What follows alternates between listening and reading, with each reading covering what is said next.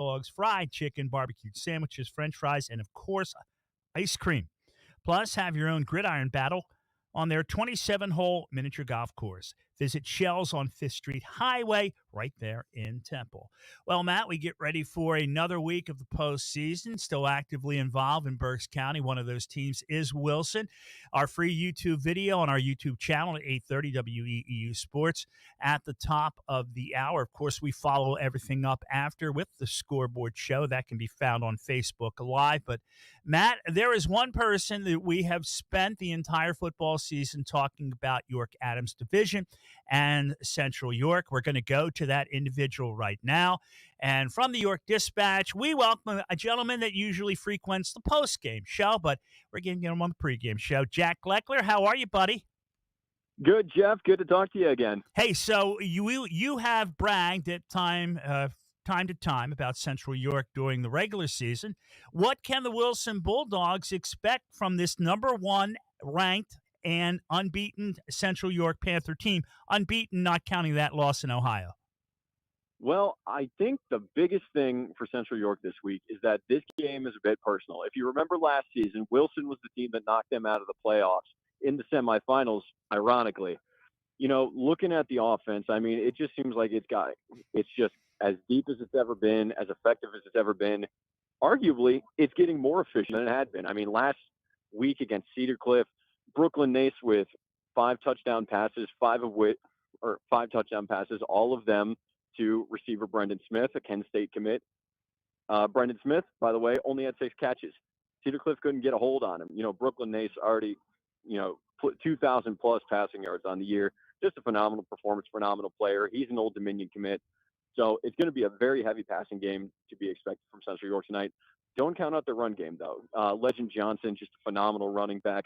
6 100-plus rushing yard games on the year. Had 1 rushing touchdown against Cedar Cliff last week. It's very hard for any team in the area to really shut down Central York's offense. I mean, they have averaged 40-plus points a game in every single game this year. They even gave that team in Ohio, Archbishop Hoban, a run for its money in that third-quarter comeback attempt. It's going to be a very offensively driven game, and Central York's going to really push hard tonight, especially with the grudge match. Jack, you talk about the grudge match with Wilson winning last year 28-20, but if you look back past 4 or 5 years, this has been a game that has been a thorn in the side, the semifinals, the district semifinals for Central York. Wilson back in 2021 beat them back then, Harrisburg in between. I think just psychologically, this has got to factor into Central York a little bit. Oh, it definitely is. Especially with these guys that are all seniors and have, routinely been to this position and then just been down and out. I spoke to them at the beginning of this season, and they just kind of expected it. And, talking to them before the season even began, it seems like they're really prepared for this. They are mentally prepared because, Nace and Smith, both seniors this year, they both told me, we're ready for this. We want to leave our mark on the program, and I think this might be the week that they do this. All right. Well, if you want to follow him at the Jack Leckler, he frequents the post-game show. Won't be talking to you tonight because we're doing the game, buddy, but let's hope we get a couple wins tonight so we continue this conversation next week.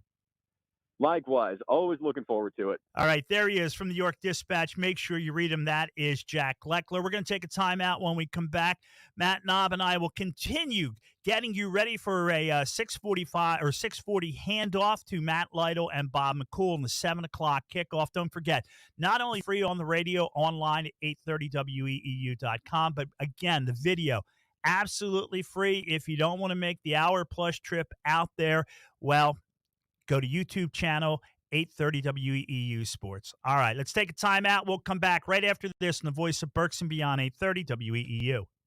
Updating your furniture and appliances? The Habitat for Humanity Restore of Berks County can help. The Restore offers free pickup of your gently used furniture and appliances from your Berks County home. We offer convenient scheduling for our free pickups through our website, restoreberks.org. Located at 5370 Allentown Pike in Temple, the Restore is open from 9 a.m. to 6 p.m. Tuesdays through Saturdays. You might just find that special thing to tie the room together at the Restore. Support your community with your donation to the Habitat for Humanity Restore of Berks County. This season, stick with everyone's favorite snack, Diefenbach's Kettle Chips. Legend has it, Mark Diefenbach loved kettle-cooked chips so much, he turned his Berks County kitchen into the ultimate snack factory. Now, over 60 years later, we're still making that delicious PA-crafted crunch with the same passion and quality right where it all began. So crunch into some flavorful Diefenbach's kettle chips today and snack on a delicious tradition. Welcome back, everybody. This is the pregame show leading up to the kickoff at 7 o'clock. It is Central York hosting Wilson, a 1-4 seed here tonight as we get you ready for the game. Matt Knob joins me in the studio right now. I'm Jeff Nolan. Again, this is one of our 6A games tonight. Matt, when we look at everything, how the schedule boils down tonight, obviously thinning out as the postseason moves on. Winners play, losers go home. Manheim Township and Harrisburg, they're set for tomorrow. And the likelihood of a Wilson-Manheim Township matchup next week, what would you give it, a good, bad, or an eh? I would say somewhere in between. I think both Wilson and Manheim Township are going to have their hands full this weekend. I was just looking during the commercial break. The two common opponents this season between Central York and Wilson were William Penn and Manheim Township. Central York scored 36 against Manheim Township and 56 against William Penn. Wilson scored 28 against William Penn and only 14 against Manheim Township. So if the Bulldogs want to compete tonight, they're going to have to put up points. It's going to have to be a high-scoring game, and they're going to have to try to get the better of Central York in a shootout. But Manheim Township traveling to Harrisburg tomorrow. Harrisburg is the defending District 3 Class 6A champion. Yeah, it's a semifinal, 1 o'clock kickoff. We go to 5A, Solanco and New Oxford. New Oxford hosting unbeaten. They have the top seed. Solanco is the 4th seed. And then the other game on the bracket will be Exeter and Bishop McDevitt. And that game last year, I believe Exeter lost in the district final to Bishop McDevitt. This is a semifinal game this week. What's happening in 4A, Matt? In 4A, Wyomissing travels to Susquehanna Township, the undefeated top seed, and Twin Valley is going to travel to West York, the number 2 seed. Twin Valley is the number 3 seed, and those two winners will face off next week in the district final. How do you like the possibility of rematch of Wyomissing and Twin Valley? I think there is certainly a chance for it. I wouldn't say it's a slam dunk, but Wyomissing and Twin Valley, two of the top teams in 4A in the state. So I think two great games on tap tonight. How about this? Dave Staler, 2nd year as the head coach at Berks Catholic. He's playing for a district championship tonight from Elko against Trinity. Yeah, I think 2 years he's done a great job bringing the program along. Obviously, he took over for Coach Keeley, the longtime coach, but he's made it his own. And in 2 short seasons, I guess you could say, they're in the district final against Trinity. Should be a great one tonight. And AJ Gonzalez from WEU is there, and he'll have a report about the game. He'll join us in studio most likely and talk about what happened at the game. 8:30 scores. Make sure you follow for updates on that Berks Catholic final against Trinity on 8:30 scores with AJ Gonzalez. All right, that's all the time that we have. We will catch you up with all the scores at the half and all the finals on the post-game show. All right, for Matt, I'm Jeff. We get ready to send it out to Bob and Matt Lytle, Bob McCool, Matt Lytle. From the studios on the 2nd floor, 4th and Court, thanks for listening on the Voice of Berks and Beyond, 830 WEEU. Noisy, squeaky, or uneven garage doors? Do they snap, crackle, or pop? Having trouble opening or closing? Get a garage door tune-up now from Overhead Door Reading. For just $99, we'll inspect, lubricate, and adjust your garage doors so they run smoothly and quietly. Don't get stuck in the driveway this winter. Call today and ask for our tune-up special. Serving the community since 1965. Overhead Door Reading. We're more than just doors. OverheadDoorReading.com. Spots Insurance Group is a proud sponsor of Berks County sports. We're an award-winning nationwide agency you can trust, insuring what means most to you for over 32 years. We specialize in auto, home, renters, business, and life insurance. Remember, when you think insurance, think Spots. Visit us at spotsforinsurance.com. That's SPOTTS, 4, insurance.com.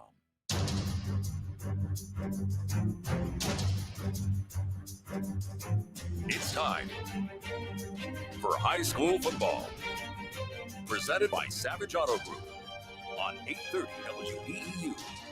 the voice of Berks and beyond. High school sports on WEEU is brought to you in part by Chick-fil-A, Celebration Villa of Exeter, Diefenbach Snacks, the Coley Insurance Group, Keith Heating and Air Conditioning, Habitat for Humanity Restore, Overhead Door Company, Renner's Warehouse Markets, Remax Real Estate Agent Phil Macaronis, Lincoln Plumbing and Heating, Pizza Como, Ready Fight Phil's, Savage Auto Group, Shell's Restaurant, Mini Golf and Dairy Swirl, Spots Insurance, UECU, United Way of Berks County, and Victor Emmanuel Beneficial Society. WEEU is proud to showcase the talent and skill of our local high school athletes. From every tackle to every blitz and every thrilling touchdown, we bring you the best calls and analysis. Now, live from the field, your hosts, Bob McCool and Matt Lytle.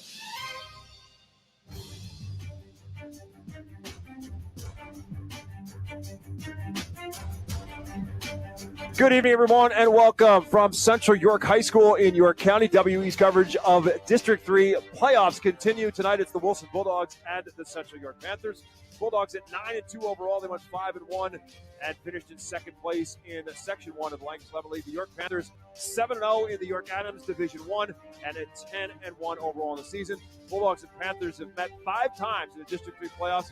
Wilson's won them all, including last year, 28-20 in this round. That game being played at Gursky Stadium. The Central York Panthers are the number 1 seed, so they are the home team tonight, and the Bulldogs the number 4 seed. Panthers returned a lot of skill position players from that team a year ago. The Bulldogs, in some ways, have been their own worst enemies over the course of the last couple of weeks between penalties and turnovers, and yet here they are, a chance to get back to the district championship for a second straight year. The winner of this game will move on to play for the District 3 6A championship. They'll take on the winner of tomorrow's game between the 2 and 3 seed. That's Harrisburg and Manheim Township. We play tomorrow at Harrisburg High School. So that's what's on the line tonight. It's a bid at the District 3 6A championship for the winner. High school sports is presented by Savage Auto Group on WEU. It's the voice of Berks and beyond. And as always, our games all through the district playoffs can be seen on our YouTube channel. It's free. All you got to do is go to YouTube, sit back, and enjoy. At 8:30 WEU Sports, you can watch the game in the comfort of your living room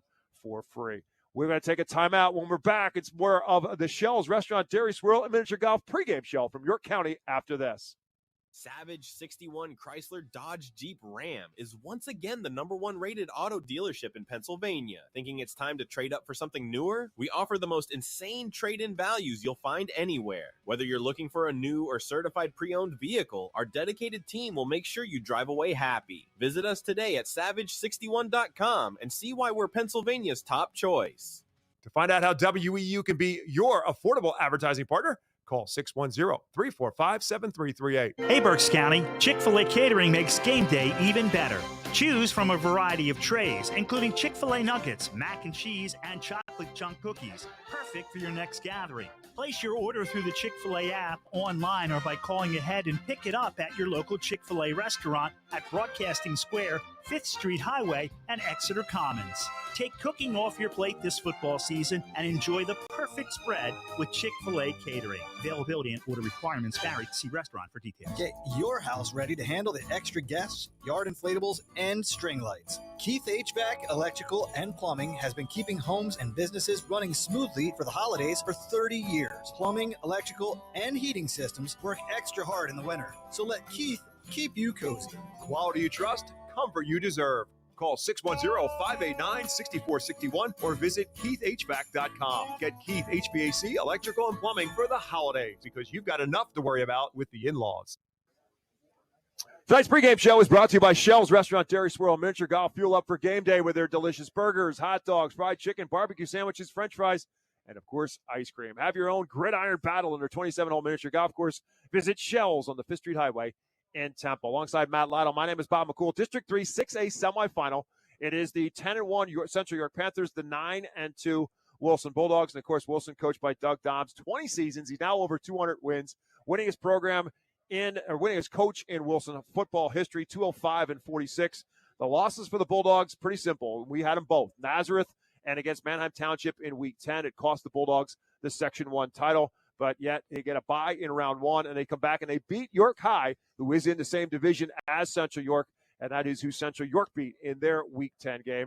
But the Bulldogs are right back here in this District 3 semifinal, And, Matt, you have a player like a Michael Glover. He is, without a doubt, a difference maker offensively, defensively. They line him up as a tight end, but they really use him more in what most teams are really calling more of an H-back, as a blocker, as off a wing. But what the Bulldogs are seeing, and we're seeing more of him, we saw it some in the Manheim Township game, he's also running with the football, but they're handing it off to him a little bit more and using him as a fullback in addition to all his other skills. Yeah, Michael Glover is definitely, multi-dimensional. The kid is just an athlete. I call it Swiss Army knife, whatever you want to call it. He's got 24 carries for 189 yards. He's almost averaging 8 yards a carry, right? That's running the ball. Receiving the ball, he's almost their leading receiver. Actually, he is their leading receiver. He's got 32 catches for 528 yards. He's got 17 yards per catch and 7 touchdowns. Now, Jaden Carpenter's got 11 touchdowns, but Glover is the guy that can beat you both on the ground and through the air. I mean, he's a force to be reckoned with that Central York's going to have to worry about tonight. And speaking of Central York, they're coached by Jerry Yonchik in his 6th season. He's 61-9. His very first season, he went to the district championship with a young man by the name of Bo Prabula as a junior quarterback. Came back with him as a senior, and Wilson actually knocked off District 3 in a District 3 semifinal. They knocked off Central York on this very field, ending the career of Bo Prabula at Central York. Of course, went on to Penn State and is now at Missouri. But Jerry Yonchik's done nothing but win even without Bo Prabula, including this season. He beat Manheim Township, by the way, in Week 2. Obviously, the team that Wilson lost to in Week 10 for the Section 1 title. Well, the Central York Panthers beat Manheim Township in Week 2, 36-28.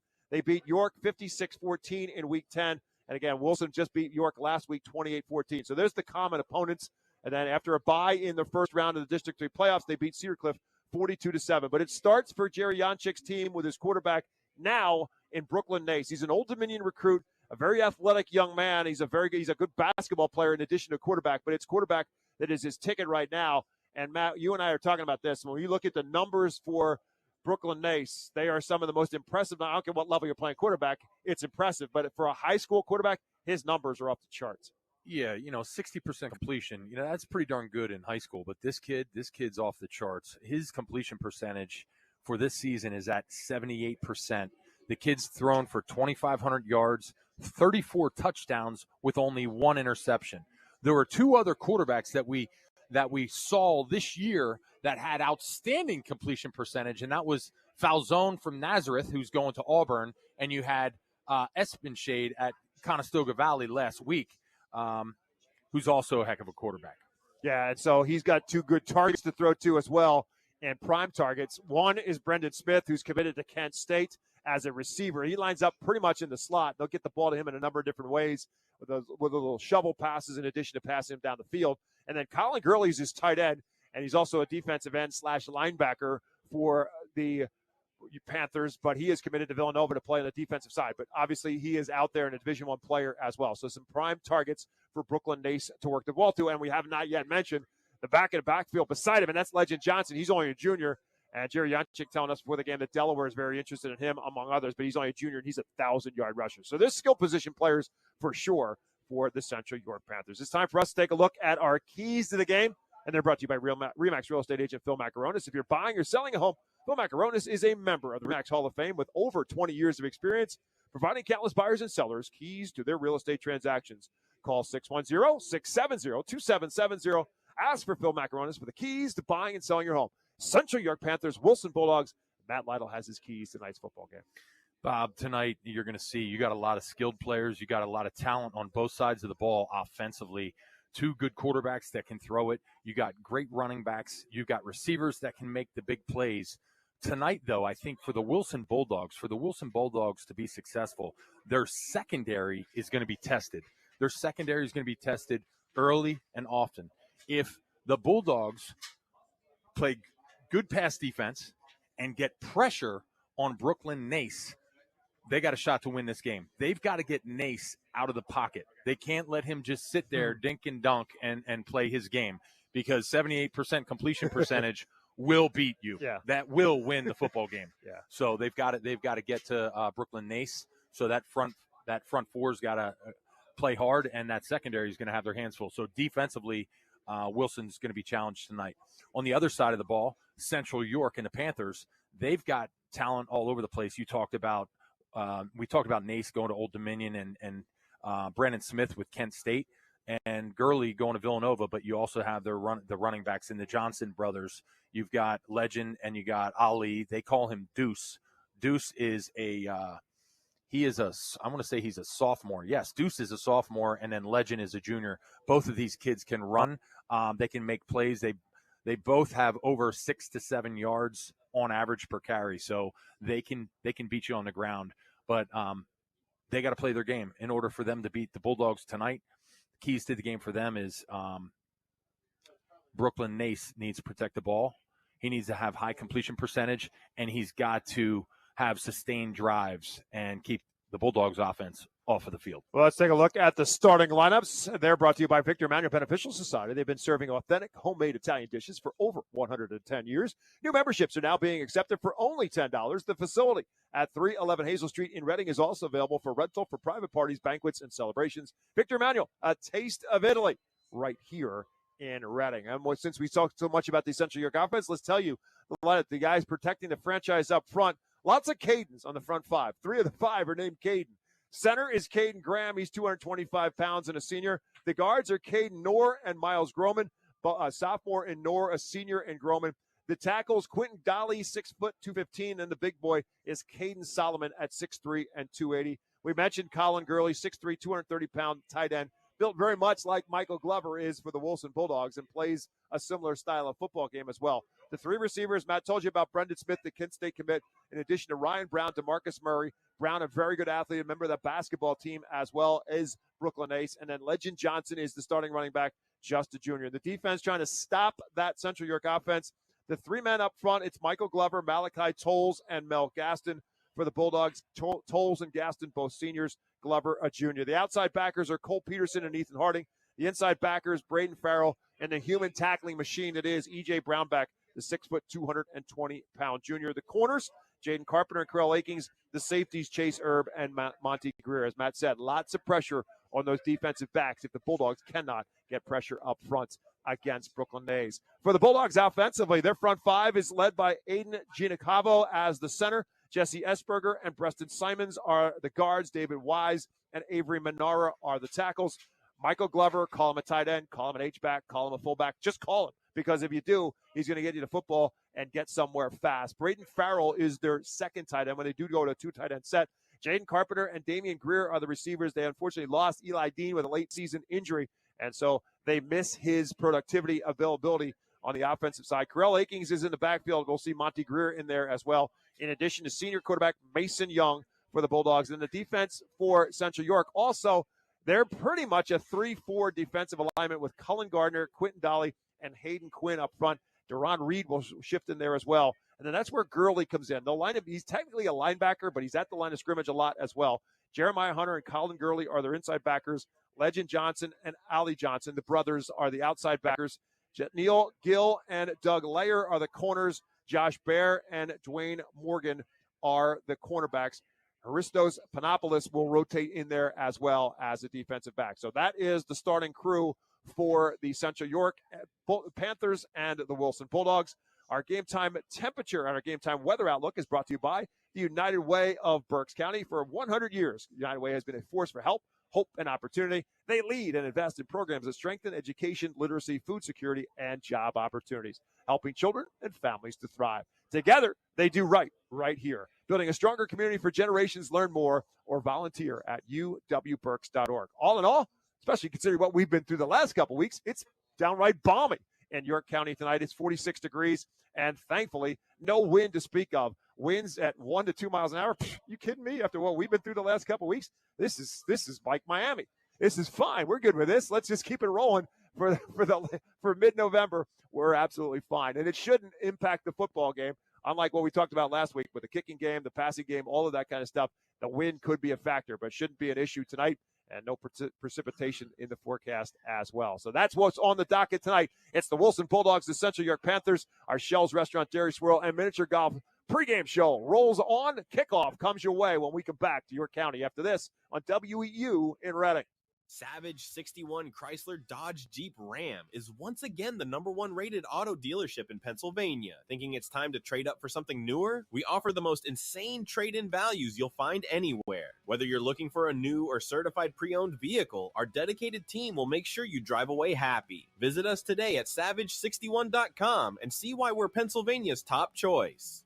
To find out how WEU can be your affordable advertising partner, call 610-345-7338. UECU is a credit union that understands Pennsylvania, what it means to grow up here, raise a family, start a business. And we're committed to being your financial partner for life. With competitive rates, exclusive member discounts, and modern technology, UECU offers personalized banking that will make you feel right at home. Visit bankingforpa.org and sign up for UECU membership through our partner association, the Pennsylvania Consumer Council. UECU, banking that understands home. Let Redner's take care of cooking with our chef-prepared meals available in all of our stores. Crafted by our executive chef, Redner's has you covered for every mealtime, featuring all your favorites like shepherd's pie, beef burgundy, mango salmon, and more. Got a special event? Let Redner's provide your party with everything you need with restaurant-quality items at a fraction of the cost. Plus, with our rotating menu of seasonal meals, you'll always find something new with our chef-prepared meals. Check out the menu at the market or order online at rednersmarkets.com. Savage 61 Chrysler Dodge Jeep Ram is once again the #1 rated auto dealership in Pennsylvania. Thinking it's time to trade up for something newer? We offer the most insane trade-in values you'll find anywhere. Whether you're looking for a new or certified pre-owned vehicle, our dedicated team will make sure you drive away happy. Visit us today at savage61.com and see why we're Pennsylvania's top choice. To find out how WEU can be your affordable advertising partner, call 610-345-7338. The kickoff of tonight's game is presented by the Coley Insurance Group. Discover the power of choice with Goosehead Insurance, the Coley Insurance Group with locations in Muhlenberg and Wyomissing. They're a fully independent insurance agency with access to over 40 top-rated insurance carriers to ensure you get the best coverage at the best price. Whether it's auto, home, or life insurance, they have you covered. At Goosehead Insurance, the Coley Insurance Group, the power of choice is yours. Call their team today, 484-848-6088. Alongside Matt Latta, my name is Bob McCool. Don't forget, college football comes your way tomorrow here at WEU. Penn State, Michigan State.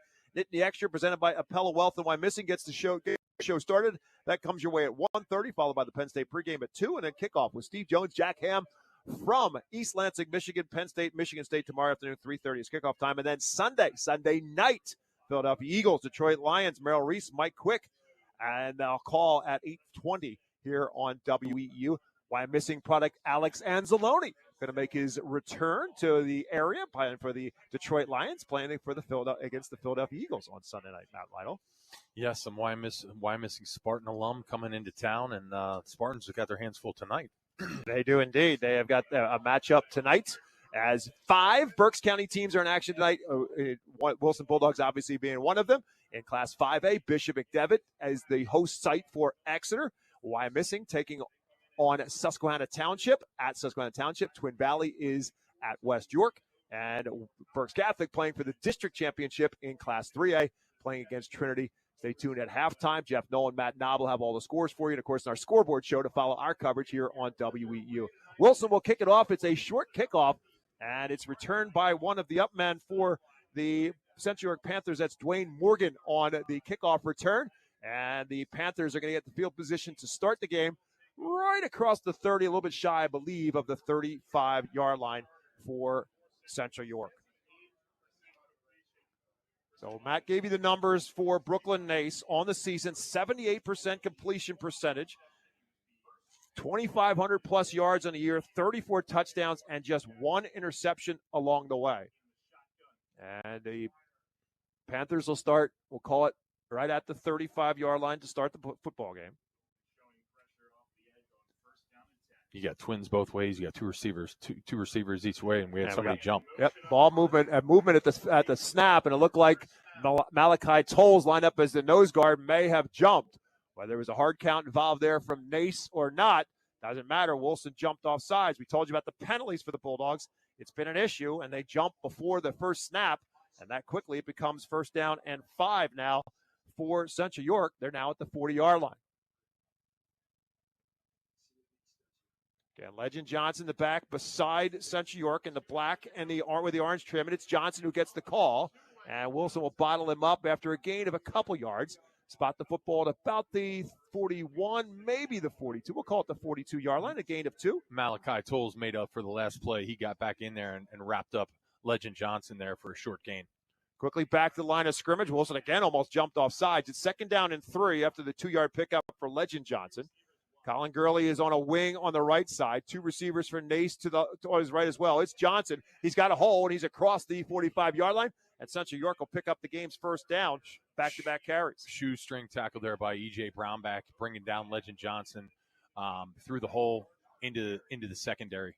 Nice tackle there by E.J. Brownback. They were in a 3-receiver set there following their fullback Gurley, or I should say their H-back tight end Gurley. Now Gurley is flanked out as a receiver. 5-yard pickup for Johnson on the play. So it's 1st and 10 at the 47-yard line. As Matt said, Gurley slot right.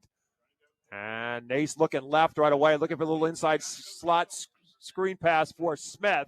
And Brendan Smith has it into Wilson territory as Brendan Smith with the catch. And it's a first down inside the 45 to the 42-yard line. Hurry up offense here by Nace. That was a quick slant throw in a slot on the far side of the field. And Nace got that ball out of his hands quick. And here we are again, 2 receivers each side of the formation.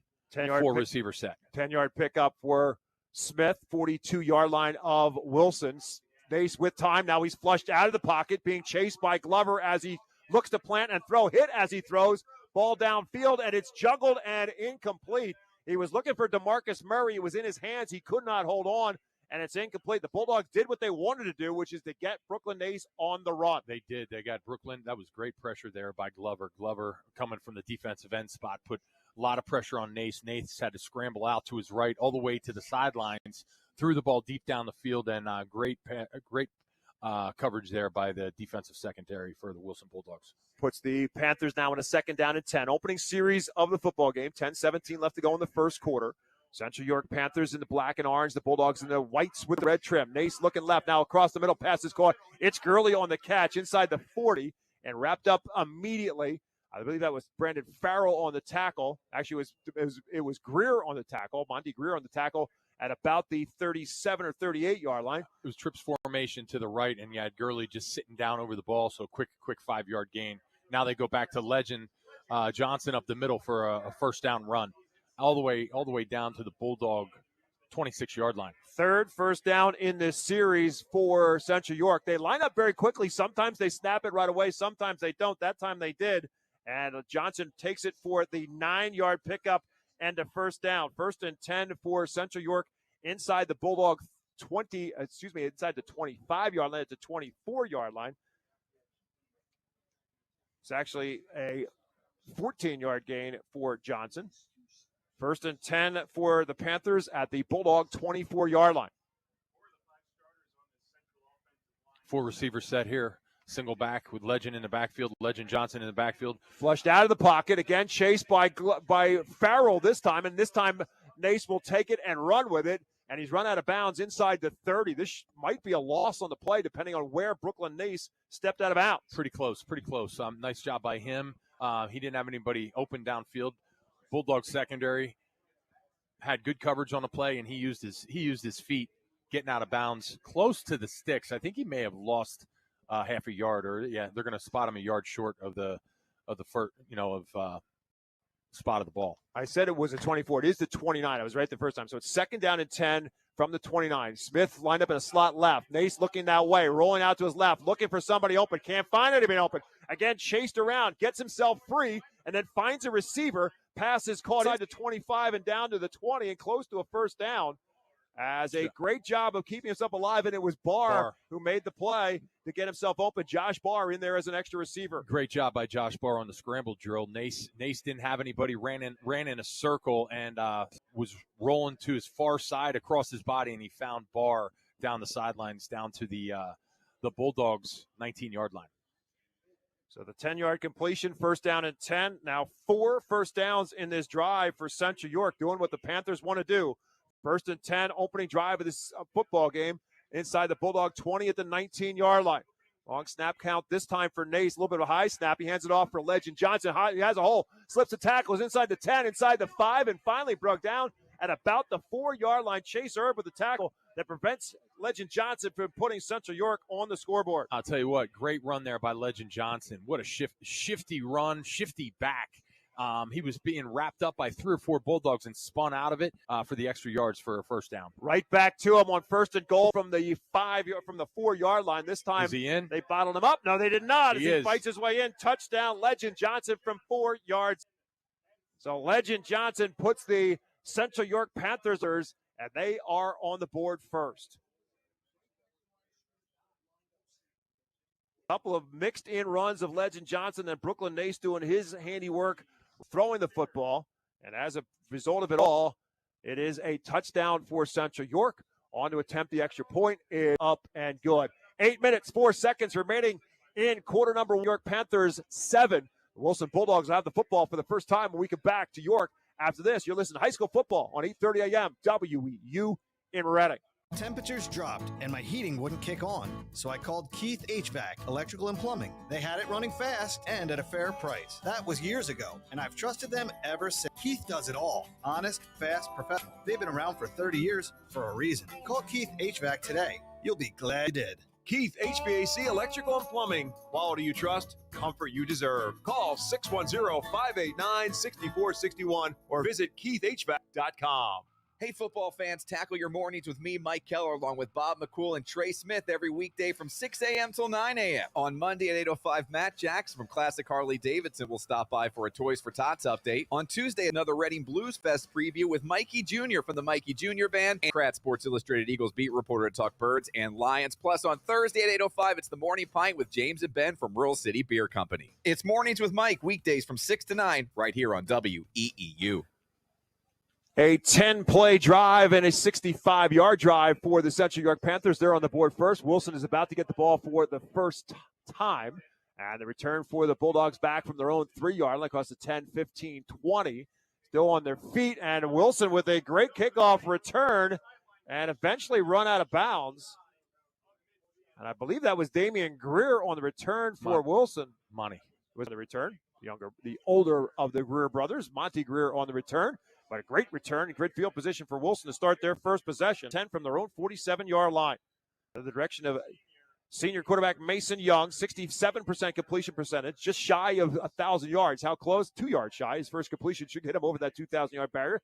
26 touchdowns and 11 interceptions on the season for Mason Young. First-year starter. Taking over from Maddox Gruber, who was a starter for the Bulldogs, who beat Central York last year in the semifinal matchup 28-20. As Corell Akings will get the handoff, and Wilson will carry it into Central York territory. On senior running back Corell Akings carry to about the 47-yard line. Looks like the Bulldogs will pick up about 4, maybe 5 on Akings first. Wilson with a tight end to the right.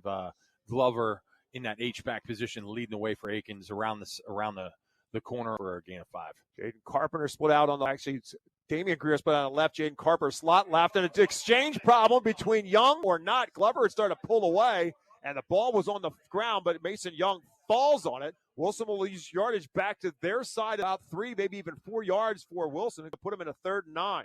Yeah, miscommunication there. I don't know if that was his own read or what to Michael Glover or not, but Mason and him not on the same page there. So the loss of 4 puts them in a 3rd and 9, again, back at their own 48-yard line. Receivers for Mason Young to his left. It's a pistol set with Glover as the fullback. And Young has time. Now he runs out of time. He's trying to run out of the pocket. He will not get away as he is wrapped up and brought down right around the line of scrimmage.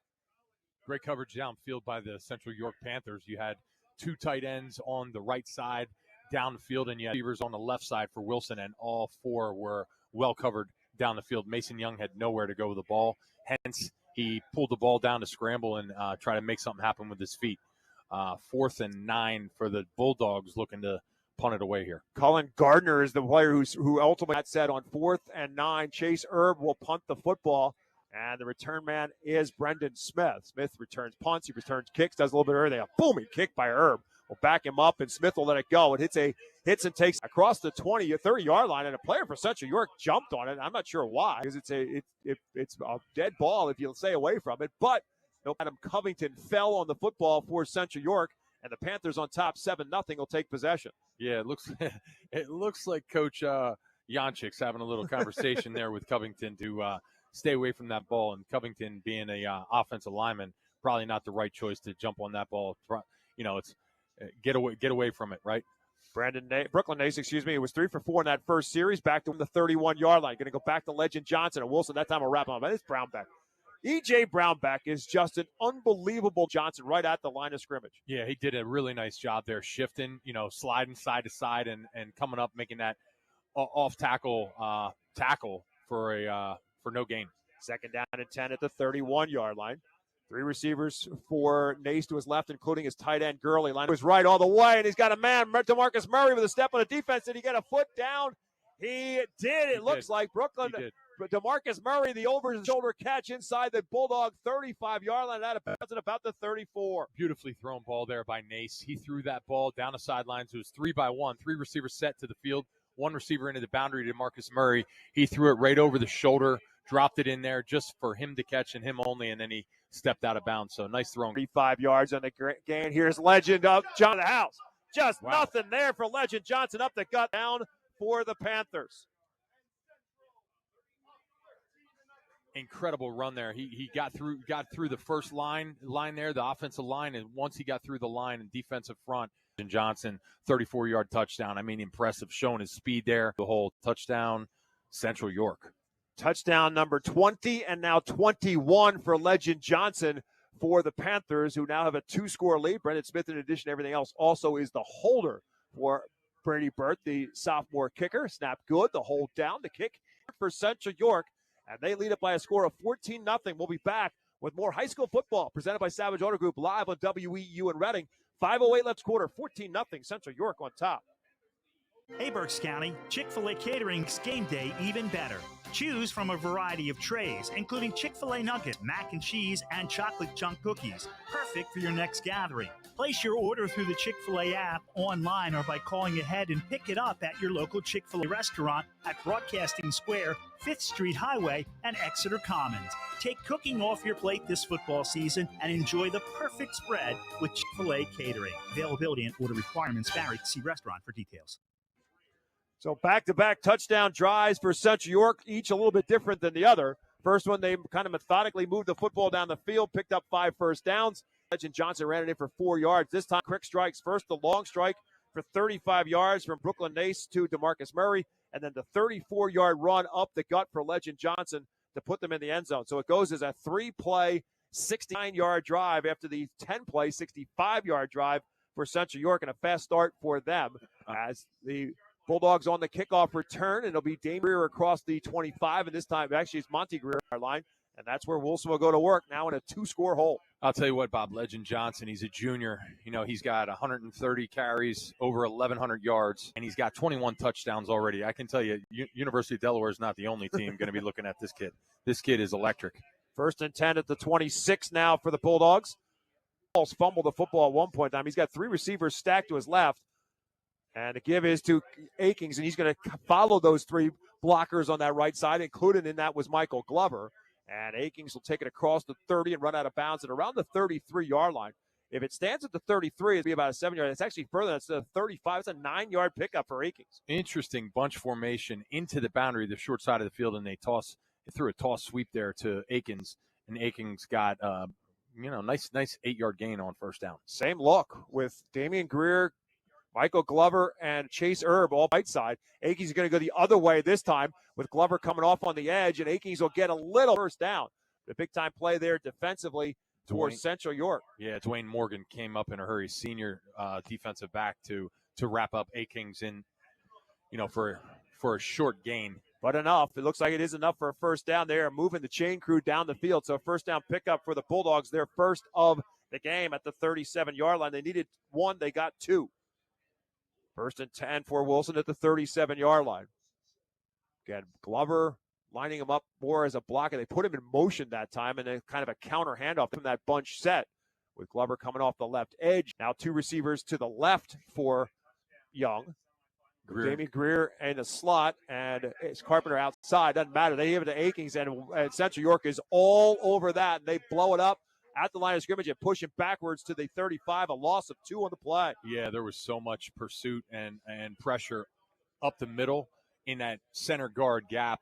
Akings didn't have a chance, blew right by Michael Glover and made the tackle for a loss. Loss of 2 for the Bulldogs. To the 35-yard line, so it's 2nd down and 12. Again, Carpenter comes split to the left side.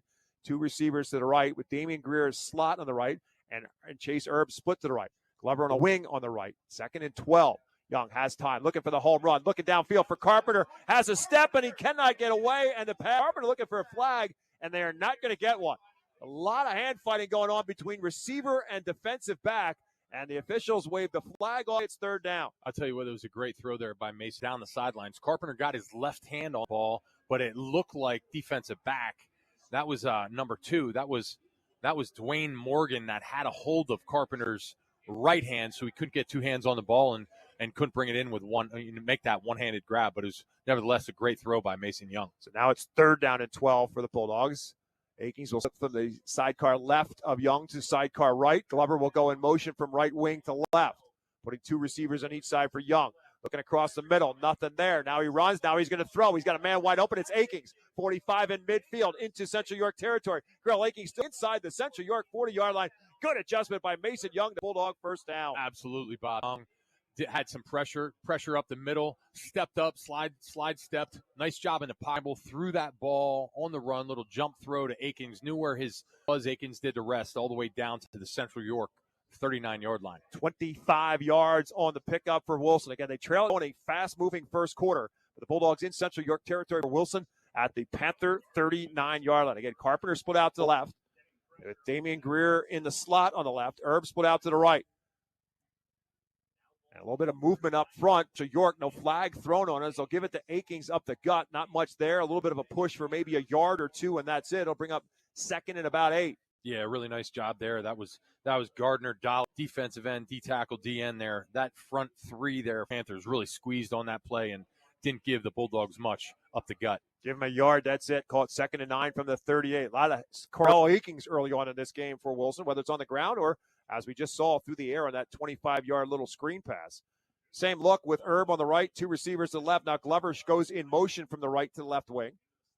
And Young wants to throw for it. Going to step up in the pocket. Is he going to run? Yes, he is. And a good burst of speed inside the 30. Slips out of the tackle all the way down to the 25-yard line. A great burst of speed for Mason Young, and that's going to be a 1st down for Wilson. I'll tell you what a great open field tackle there by that was number 0. That was Josh Barr. Josh Barr brought down almost like it was a horse collar tackle. He came down hard. Great run by Mason Young. Mason Young looked like he was going to break it and take it even further close down towards the end zone, and Barr really a touchdown-saving tackle there. 13-yard pickup, though, for Mason Young, and another Wilson 1st down. They're now at the Central York 25-yard line. 3 first right now. They try to get it to Akings on a stretch handoff. Akings trying to get outside.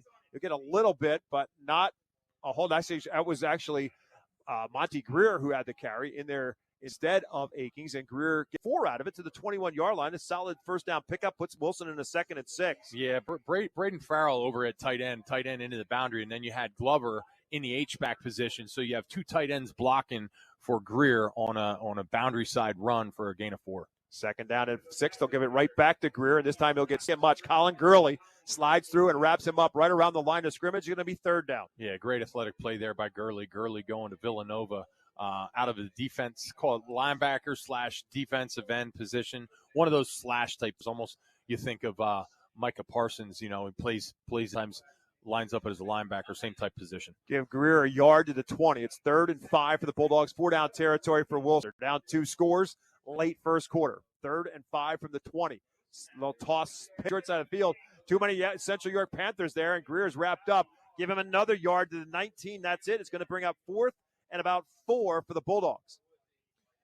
Yeah, great job there by Mason Young. Low snap, and did a good job just getting the ball to Greer on that little pitch, on that little glorified sweep. That's going to be the final play of the first quarter. Give the Bulldogs a little bit of time of what they're going to do when we county. It's 4th and 4 for Wilson. They're down 2 scores after 1. Central York on top. More high school football presented by Savage Auto Group live on W. After this. Noisy, squeaky, or uneven garage doors? Do they snap, crackle, or pop? Having trouble opening or closing? Get a garage door tune-up now from Overhead Door Reading. For just $99, we'll inspect, lubricate, and adjust your garage doors so they run smoothly and quietly. Don't get stuck in the driveway this winter. Call today and ask for our tune-up special. Serving the community since 1965. Overhead Door Reading. We're more than just doors. OverheadDoorReading.com. Spots Insurance Group is a proud sponsor of Berks County sports. We're an award-winning nationwide agency you can trust, insuring what means most to you for over 32 years. We specialize in auto, home, renters, business, and life insurance. Remember, when you think insurance, think Spots. Visit us at spotsforinsurance.com. That's STS4, insurance.com. Well, not really a big decision for Doug Doms. We pretty much knew what he would do, and that's what he's going to go for. He's down 2 scores. As Matt Lytle, Bob McCool with you tonight from Central York High School, where the Panthers lead the Bulldogs 14-0. Wilson with a 4th and 4 from the Central York 19-yard line to start the second quarter. Mason Young and the offense back out there.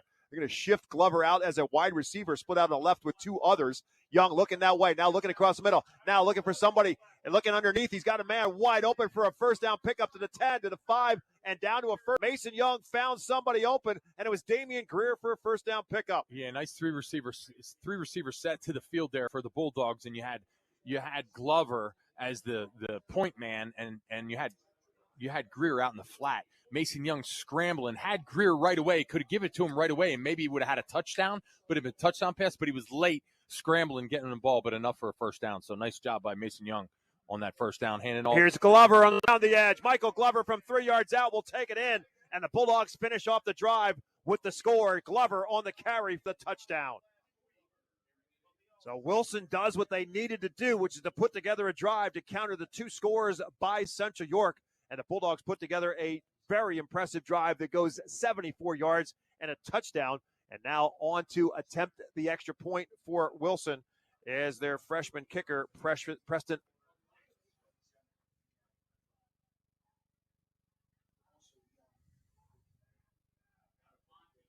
Jake Jackson is the holder. Chase Herb had been the holder, but it's Becker who is the holder, and the kick is good with 11:29 left to go in the second quarter. Central York now 14, Wilson 7. By no means, Matt, it's way too early in the game to talk about a much, but from a psyche standpoint, that's a huge 14-0, and they had 4th and 4 there. They went for it. Nice job converting that 4th and 4 by Mason Young to Greer out in the flat, and the Bulldogs taking it in for a touchdown with Glover capping it with his 4-yard run. Second touchdown running for Michael Glover on the season. He's got 7 more as a receiver. And the Bulldogs now within a score at 14-7. Now, the next question that obviously rolls through your mind is, how can the Bulldogs shut down this offense for Central York that is 2 for 2 in scoring? It's also an offense that's averaging over 46 points per game. Only loss on the season for Central York this season. They had to go outside the state to find somebody who could beat them. That's Archbishop Hoban out of Akron, Ohio. And they actually put a pretty good whooping on them at 46-7.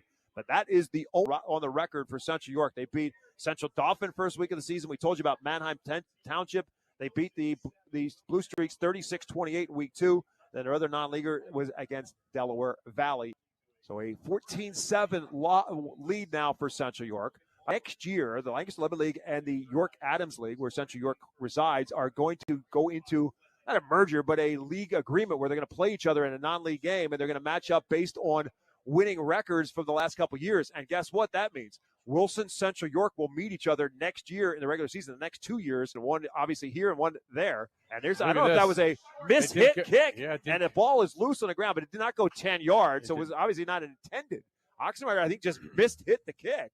And I think Central York recovered it. If they did, it's in Wilson territory, the Bulldog 47-yard line. I mean, great call there. Great call there by Doug Doms on the onside kick, but it just wasn't executed by the kicker because Central York were not ready for it.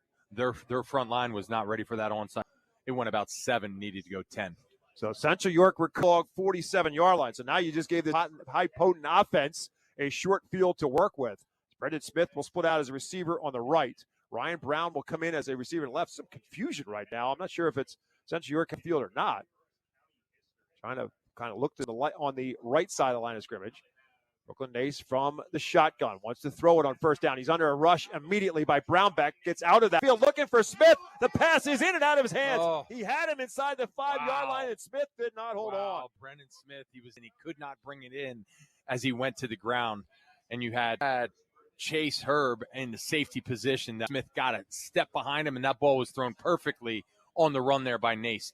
I'll tell you what, Nace does a really nice job in the pocket throwing the ball, but I've been impressed by some of the balls he's thrown on the run. Yeah. He's putting them on the money. Yeah, because Doug Doms told us before the game that they thought that was going to be their key, is to try to get him to throw on the run. But so far, so good. And that was rolling out to his left. Yeah, that was Smith will go in motion. Here's that little push pass to him, and Smith trying to turn the edge, and Wilson will string it out very well and bump him out of bounds at around the 45-yard line. Smith will get a pickup of about maybe 2 on the play, and they will use that play a lot. Just run that little pop pass, that push pass to him. It does go as a completed pass, but Wilson strings it out for a 2-yard pass. Yes, it was great pursuit there by the Bulldogs. Sideline to sideline. I mean, they were not letting Smith turn up, get his shoulders north and south. I still hear Bruce Harbuck in my ear yelling at me. Shovel, Bob. Shovel. 3rd and 8. Nace with time. Now he's going to. Yeah, he's out of time. He runs out of the pocket. Is he going to take off and run? He is. And he got hit at around the 45-yard line. Brooklyn Nace took a shot. He gets Ruggs, wrap him up at the 45-yard line. He's going to bring up 4th down. Yeah, that was. And they're going to stop. Great play there by Brandon Farrell in the linebacker position. Came up and laid a nice hit there on Brooklyn Nace. The punter will come in. Now, just remember this. The punter is Jamin Ilgenfritz, and he is their backup quarterback as well. This spot on the field, I just say it because it's worth noting that is a quarterback back there as the punter on 4th and 8 from the 45-yard line. And talking with Chad Henne before the game, this Ilgenfritz is a player. He's got a heck of an arm, and he's only a freshman. Pretty good leg. High kick that's going to hit at the 10-yard line and roll inside the 5-yard line. So Ilgenfritz does his job as the punter, but Wilson's defense does its job. After the onside kick fail, gives Central York the football at the Bulldog 47-yard line. They pick up a couple of yards, and that's it. Wilson's defense forced punt, and now the offense has the ball back with 9:45 left to go in the first half. It's a 14-7 game in favor of Central York. Wilson starts 1st and 10 from its own 4-yard line. It's a huge Bulldog defense.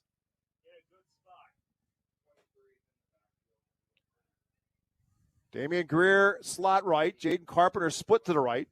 And they'll go with that pistol set with Glover as the fullback and Akings as the tailback. As Mason Young going to goal line. He'll turn and hand it off for Akings. Following Glover, gets maybe to the 5 and then kicks it outside for a little bit more. Good tough running there by Corell Akings to pick up a couple yards out to about the 7. Trying to get some daylight right now. Picks up 3. Nice inside run there by Corell Akins, tackled by Josh Barr on the play. That was, again, 2 tight ends set there with 2 receivers into the boundary, and Wilson just ran off tackle there with Corell Akins for a gain of 2. 2nd down coming up for the Bulldogs. Same look, although Glover now not in the backfield. He's now lined up in a wing on the left side. And play action fake. They're going to throw it for Damian Greer. A little flanker screen. Greer across the 10. Dives to about the 13 or 14-yard line. If he got the 14, that's a 1st down. I think he's going to be a yard shy on 3rd down. Nice little play action there off of that prior play where you had the 2 tight ends set and they handed off to Akins. Now they fake to Akins out to Greer. Nice little play action call there by offensive coordinator Jeremy Palm. Pick up 6 on the play. 2nd catch for Greer. 3 straight completions now from Mason Young. Has the Bulldogs on a 3rd and 1 at the 13-yard line. Wilson just trying to pick up some 1st downs here and get themselves out of this hole. Akings following Glover. He'll get not much, but he'll get enough as he's tossed to the ground right around the 15-yard line. It's going to be a 1st down for the Bulldogs. There by I can't even pronounce. I'm sorry, I can't even pronounce his name. Bob, help me out. Was that 51 who made that tackle? Casa Rameni.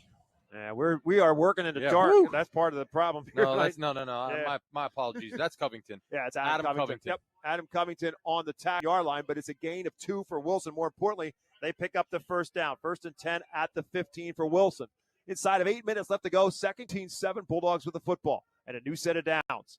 Young with Glover on the slot on the left side. They fake as if they're going to go the handoff, and Young's going to keep it himself on a sweep. Quarterback keeper across the 20 and run out of bounds shy of the 25-yard line. A little bit of a different look there with the little push pass of their own. Instead, he keeps it. Broken play there. I think that was miscommunication. We had Greer coming in motion. He was the one getting the handoff. in motion, handoff, and Young knew that not there, so Young smartly took the ball himself and became the runner. Got a nice gain out of it. Nice job by Mason Young. Heads up play by the quarterback. Pick up a good solid 6 or 7 yards. We'll call it 2nd down and 3 now at the 22-yard line for the Bulldogs. Moving the football down the field. Started this at the 4-yard line. Monty Greer goes in motion. Now they're going to hand it off to him on that little swing back the other side. It's going to be enough for a 1st down. Put him in motion, then reversed him back the other direction, and Greer looks like he has enough for a 1st down and does. Again, nice play call there by Jeremy Palm. Little window dressing by Greer, handing him off the ball, coming back into the boundary for a nice 1st down, for a nice run for a 1st down. Needed 3, gets 5. Monty Greer's 4th carry of the game. A lot more on the ground so far in this first half for the Bulldogs. Akings has carried it 7 times. Greer 4, and Mason Young 4, as well as Michael Gunn. 1st and 10 at the 27, and a fresh set of downs for Wilson. Young looking to left, now across the middle, looking for somebody open. Can't find him. Going to roll out to his right, buy himself some time. Nothing there. Little shovel step, and then just throws it out of bounds. Great job by Mason. One player who was there was Braden Farrell, his other tight end, but Farrell was looking to block and not to be a receiver, and Young just airmailed it into the Central York bench. Very smart play there by Mason Young. And Farrell, to your point, that was a scramble drill there. Farrell had one of 2 things to do: either block and put your head down and move the ground, or be an option, right? Be an option, get down the field. Mason Young, I think, was looking for him to make a break to give him the ball, and obviously they weren't on the same page there. Good job by Mason Young getting rid of it. Live to see a new Bulldogs from their own 27-yard line. 2 receivers to the left side, Glover being one of them on the wing. Young looking right all the way, looking for Monty Greer, who broke off his pattern, and this is going to be an incomplete pass.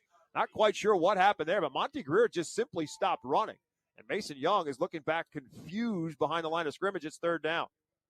Yeah, that was J-Trio Gill on the defensive coverage there, number 6, and he kind of stopped Greer in his tracks on a corner route, so he didn't have a chance at that ball. That could have been some obstruction or pass interference there, and to which wasn't called. So Bulldogs now looking at 3rd and 10. So Greer now comes out to the sidelines. It's 3rd and 10, as Matt said, from the 27-yard line for the Bulldogs. The incomplete pass stops the clock with 6:10 left to go. A fast-moving first half here at Central York High School. High school football presented by Savage Auto Group, with the Bulldogs trailing Central York 14-7. Wilson in a 3rd and 10 from their 27-yard line. Young looking in the direction where Glover is. Can Glover get open? Now he's going to roll out, buy himself some time. Now he's going to throw down the field. Looking for Glover, who makes it over the shoulder catch. Did he hold on?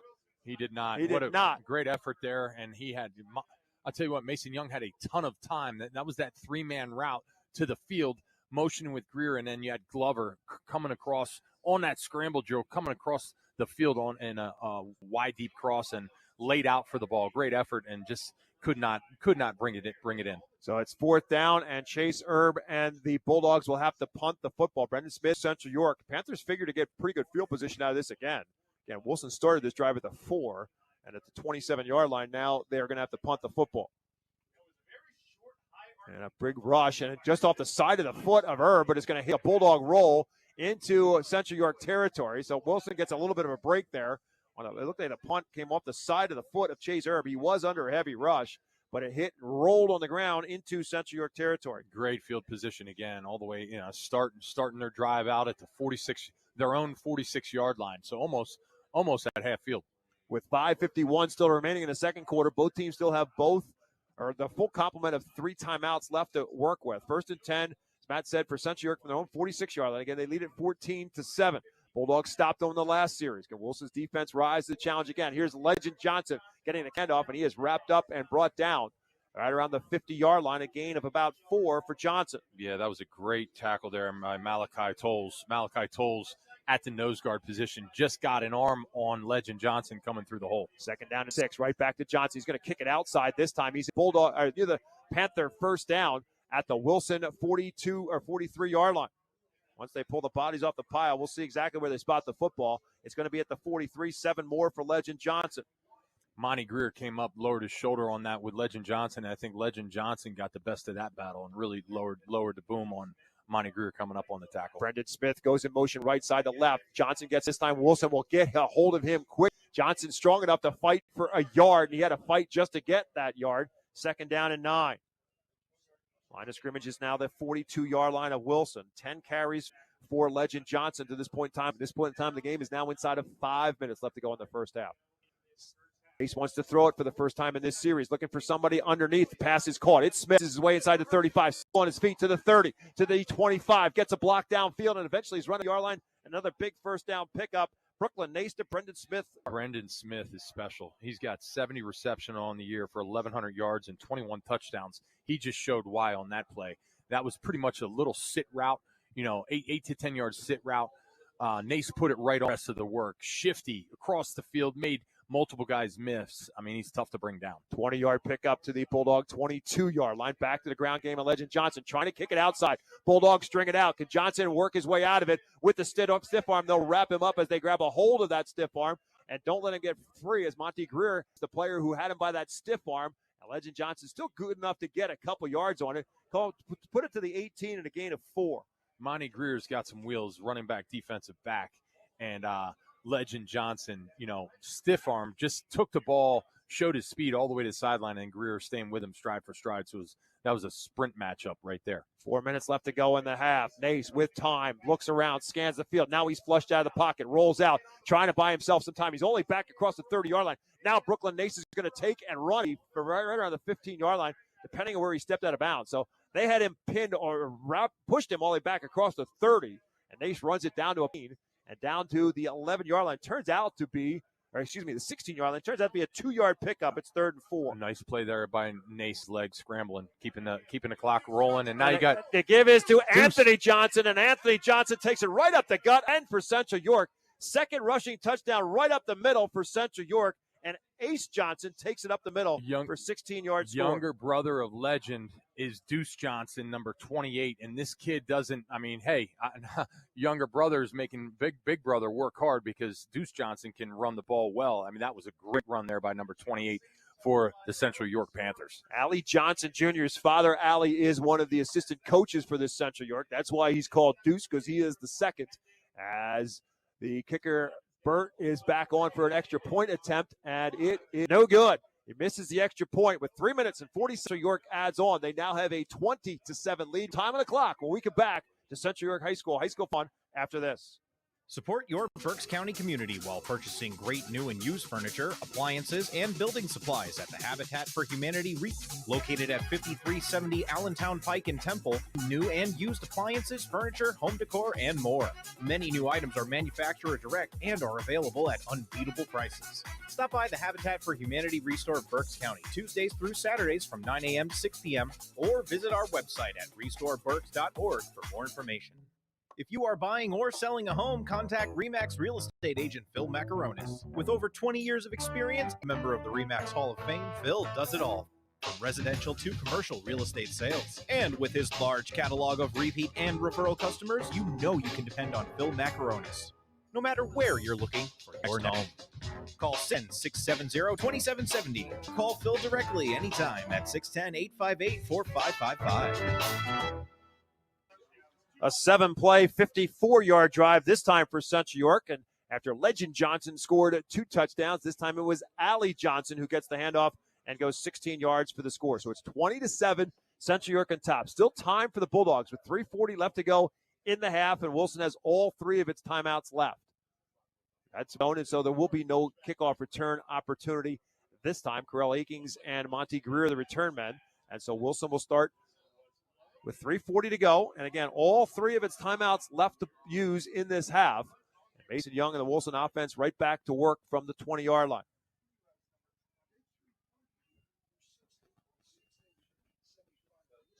Chase Erb will come in as a receiver on the right side. Damian Greer is going to be in a slot on the right, which will put Jaden Carper split out on the left. Glover is a wing on the left. And Akings back in the backfield, sidecar left of Mason Young.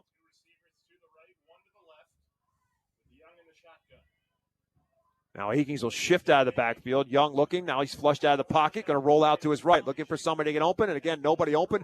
Just going to airmail it out of bounds. Yeah, nice job there. Nice job there by Mason Young. Had, end up being an empty backfield. 5 receivers down the field.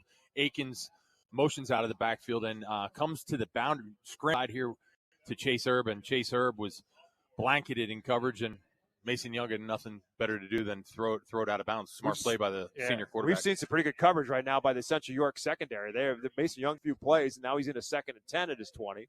Again, 2 to his right.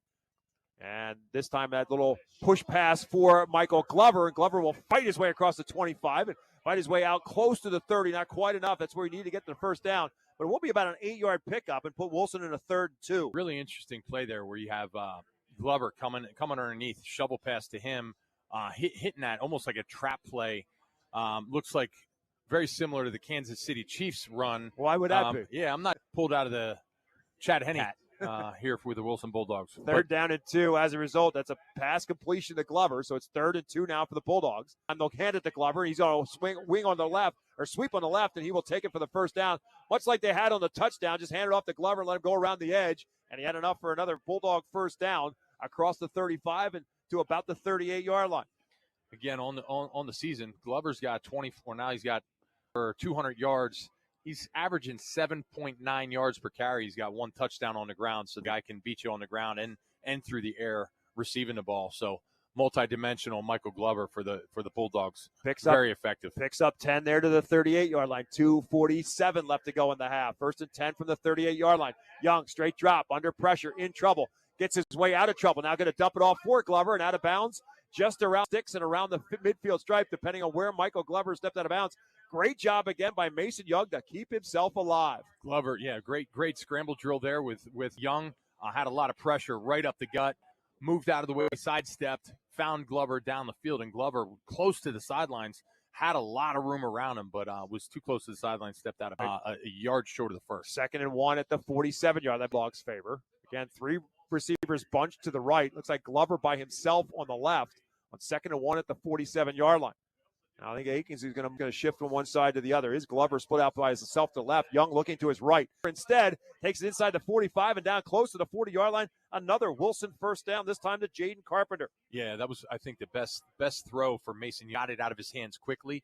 3-by-1 route. You know, he had Greer into the flat, Carpenter into the flat. Great catch by him with yards after the catch, not just running it out of bounds, but cut back across into the middle of the field for the extra yardage. And you can do that now because you've got still 3 timeouts left to go as the clock running now down close to 2 minutes in the 40.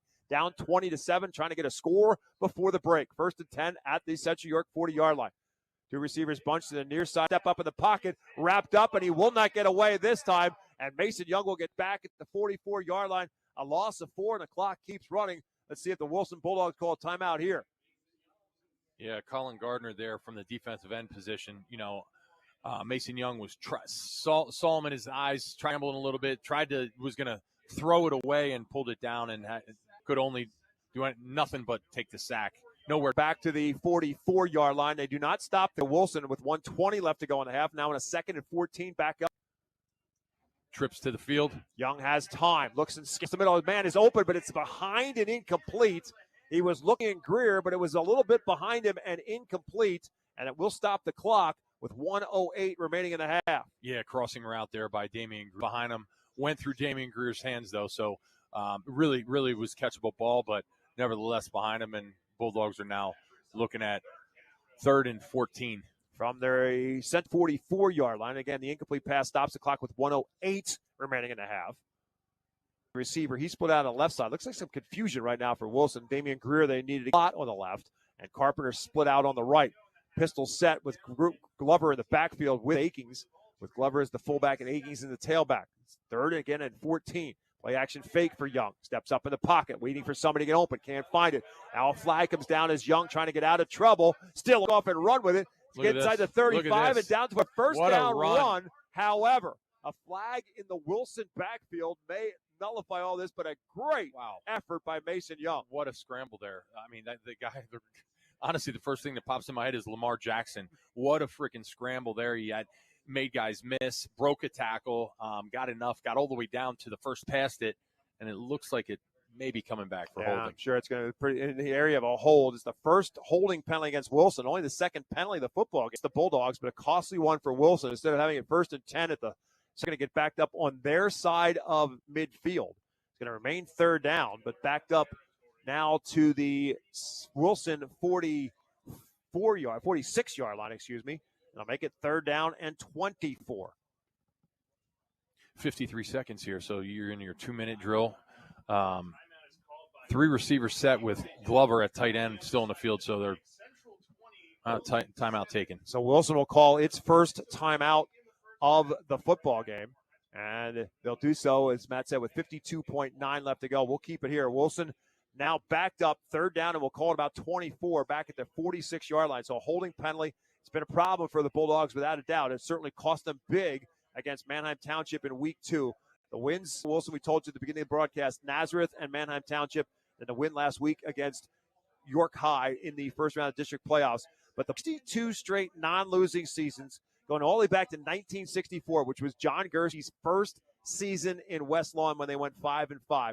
50 straight winning seasons, which is the longest in Pennsylvania high school football, still rolling. And as well, Wilson at one time had a 68 straight winning streak in Lancaster 11 League Section 1 play. Central York is putting something like that together. They've won now 44 straight in the Division 1 of the York Adams League, including going 7-0 this season. Wilson, following the timeout, down in 24 for the Bulldogs. They're at their own 46-yard line. Glover in a slot to the left side. Carpenter split to the right. Looking, is he going to throw it to Akins? No, he's going to throw it underneath. The pass is caught, and running it through the 45, the second tight end, getting it back to the original line of scrimmage is going to bring up 4th down. Little misconfusion or misconception there. You had Farrell just sitting there over the ball, tight end middle screen. So you had Glover as a decoy going out into the flat, and nice little play up the middle to make it feasible at 4th and 9. And Wilson will call it second timeout here, and that stops the clock with 40.3 left. Coming up at halftime, our Lincoln Plumbing Heating half show. Back at the WEEU studios, Jeff Noel and Matt Knob will fill you in on everything that's going on. One of 5 games football teams still alive in District 3 football playoffs, including Berks Catholic playing for a district championship. That game is being played at Elko High School against Trinity. Exeter in Class 5A is going up against Bishop McDevitt, featuring Berks County teams. Twin Valley is at Susquehanna Township. They'll get you the score of those games. And, of course, stick around after our coverage here from Central York High School. We'll have a scoreboard show that will run up to 11:30 tonight. You'll get scores from not only District 3, but all around the state of Pennsylvania with the guys back on the scoreboard show. 4th and about 9.5 for the Bulldogs. They've got to get to the Central York 30-yard line to keep this drive alive and see if they get something out of this first half. Young's going to be in a backfield all by his lonesome. Steps up in the pocket. Can he get away? He's going to have to try to get away, and he won't get away. And wrap him up and sack him back at about the 47-yard line. Second sack of the game for the Central York defense. Cullen Gardner on the tackle, number 16 for the Central York Panthers. Nice job wrapping him up. Mason Young down the field. So with that, Central York will take over on downs now. Bring it back to Brooklyn Nace and this offense in the half. And I guarantee you, Gary Janchik is not thinking about having Brooklyn timeouts to work with, and he's going to start at his own 46-yard line. Receivers to his right, one to his left for Brooklyn Nace. Senior, after his Central York career is over with. It's a delayed draw handoff for Legend Johnson. Johnson trying to get the midfield, bumped, still on his feet, and will take it to the Bulldog 45-yard line. Legend Johnson is, he out of the backfield. He's lowering his shoulder. He arm tackles by the Wilson Bulldogs. Nobody's taking him down. A great run there on draw for a first down into the Wilson territory, all the way down to the 43-yard line of Bulldogs. So Legend Johnson looked like he was going to be wrapped up for maybe a gain of a yard, and that's it. And instead, it turns into an 11-yard run and a first down at the Bulldog 43-yard line at 27.1. Saves a timeout for Central York. Yet Nace going to bootleg his way out. Steps, trying to find somebody open. Can't find anybody open. He'll run. So Wilson, good job by the Bulldogs defensive secondary. Couldn't find anybody open. Eventually, Brooklyn Nace runs out of bounds. So we'll see where he stepped out of bounds. But it's going to be a loss on a play. Actually back to the 40, bring up 2nd and 13. Yeah, trips boundary, and Nace was looking for that one-on-one coverage, backside into the boundary. Glover providing the pressure on Nace. Nace had to scramble around, so much pressure, had to just scramble and pull it down and run for a couple yards. Here's back to Legend Johnson. There's that big hole again up the middle. 30, 20, 20, 15, 10, 5. Touchdown, Central York. Has run right up the gut for a touchdown. And the Central York Panthers add on. 46-yard touchdown run by Legend Johnson. Went in a draw, and he showed his speed. Once he got through the line of scrimmage, he was off to the races. What a run by Legend Johnson. His third, and the Johnson brothers have combined for all 4 touchdowns for Central York. Allie Johnson had the last one. Legend Johnson with one, and a gut punch for the Wilson as Central York gets one more possession left. And as I said, there's no way Central York was going to take a couple of knees here, not with this offense, and they were going to take their chance. And with Legend Johnson, they end up handing it off on up the middle for another big score. This one from 46 yards out. And now Central York, we'll see if they're going to go for two here or not after missing the last extra point. Looks like that's what's going to be the case because Brooklyn Nace and the offense is working their way back on the field. So it looks like he is going to go for two here. I have a feeling University of Delaware is going to have some competition for Legend Johnson.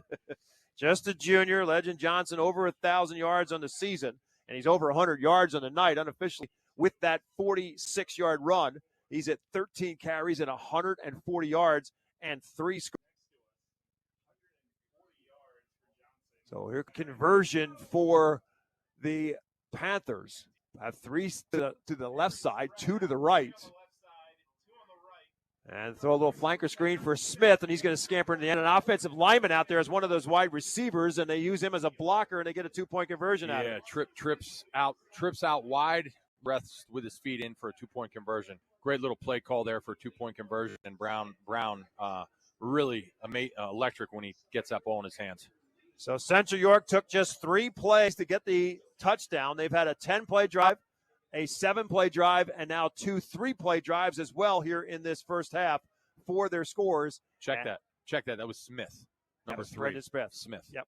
Brendan Smith with the 2-point conversion pass catch for the score to make it 22 left to play here in half number 1. And so, unfortunately for Wilson, they're now down 3 scores. So the Bulldogs are getting into Central York territory in their last possession, end up getting the sack on 4th down, which gave Central York great field position and clock, and Central York cashes it in. So they lead now by 3 scores. And Wilson will get the football to start half number 2. No, I'm sorry, Central York will get the football to start half number 2. No, I was right the first time. Wilson will get the football to start half number 2. So Burt will kick off. Corell Akings and Monty Greer are the 2. So barring a long kickoff return, so got to figure that the Bulldogs will take a knee and head to the locker room. Just kick it on the ground. Squib it along the ground, and we'll pick it up at about his own 12-yard line, trying to get anything, and will not get much of anything. So the kick's squibbed along the ground, and it gave Central York time. And again, coming up on the play defensively with Morgan on special teams. He has been active on both defense and special teams. And Central York will pin the Bulldogs back at the 12-yard line, and that'll make the decision very easy for Wilson. I'm sure they'll have Mason Young take a snap, take a knee, and head to the locker room backed up deep in their own territory. So 2 scores in the first quarter for Central York, 2 more for the Panthers in the second, with a Wilson touchdown run from Michael Glover mixed in between. And the Bulldogs are going to head to the locker room down 3 scores at the break. Young from the shotgun and hand it off for Akings. Akings turns the corner up the field across the 15 and 20. It'll be a first down run for Wilson and Corell Akings, but it will run out the clock as Akings picks up about 12. And with that, our first half comes to a conclusion. 8-7 is our score. We'll take a timeout. Back with our Lincoln Plumbing and Heating halftime show when we continue at WEEU after this. Shop, earn, and save with the Redner's Rewards Program. Purchase select items at Redner's Markets and unlock big savings on groceries with fantastic deals like buy 3, get the 4th free. Redeem your points and save on fuel at one of our 7 Redner's Quick Stop locations throughout Berks County and Twitch's fried chicken, coffee, and more. Discover tons of special offers, digital deals, and surprise savings available to rewards customers. Start saving today. Simply sign up at the store or online at rednersmarkets.com. Savage 61 Chrysler Dodge Jeep Ram is once again the #1 rated auto dealership in Pennsylvania. Thinking it's time to trade up for something newer? We offer the most insane trade-in values you'll find anywhere. Whether you're looking for a new or certified pre-owned vehicle, the team will make sure you drive away happy. Visit us today at savage61.com and see why we're Pennsylvania's top choice. To find out how WEEU can be your affordable advertising partner, call 610-345-7338. To by Lincoln Plumbing and Heating. Get a good one. Locally owned and operated for over 50 years, Lincoln Plumbing has the experience to go from a leak to a whole bathroom remodel. Call 610-376-0863 for as honest as their name. Alongside Matt Lytle, my name is Bob McCool. The Central York Panthers coming in as advertised as they get the football to start this football game and end up putting a very solid drive. Took 10 plays and moved down the field with Legend Johnson going in the last 4 yards. They mixed up the pass and the run very well in that first series. A Legend in from 4 yards out for the score, and they came right back and put together a nice with a 3-play drive the next time. The late portions of the first quarter, they put together a solid drive as well. Bulldogs starting from their own 26-yard line, got down to a 4th and 4 at the 19-yard line, and at the first play of the second quarter, the decision was we're going to go for it. They were already down 2 scores. They did go for it. They find it. Damian Greer down to the 3-yard line on a nice scramble play by Mason Young. And then they handed off to Michael Glover for the touchdown run. Oxenrider's extra point made it 14-7. And then the stop on Central York's next possession, the first stop by Wilson's defense of the night, but Wilson could not capitalize. They end up punting. Gave Central York pretty good field position, start yard line, and from 3rd and 4th, the 16-yard line. This time it was out. 3rd rushing touchdown of the night for Central York to make it 7 game with the extra point being no good. Wilson put together a good drive starting from their own 20. But unfortunately for the Bulldogs, it came to an end in Central York territory. A sack that gave the ball back to Brooklyn Nace and Central York at the 46-yard line with 34.8 seconds left to go, and it didn't take them long as Legend Johnson strikes again, this time from 46 yards out, and Central York goes for the 2-point conversion, and they get it. 28-7 is our score. District 3 6A semifinal. Again, the winner of this game moves on to the district championship game. They'll face the winner of tomorrow's game to be played at Harrisburg High School between the Cougars and Manheim Township. Again, that's tomorrow afternoon at Harrisburg. The winner of that plays the winner of this game for the District 3 6A championship next weekend. But the Bulldogs are going to have work to do if they're going to be in that for the second straight year.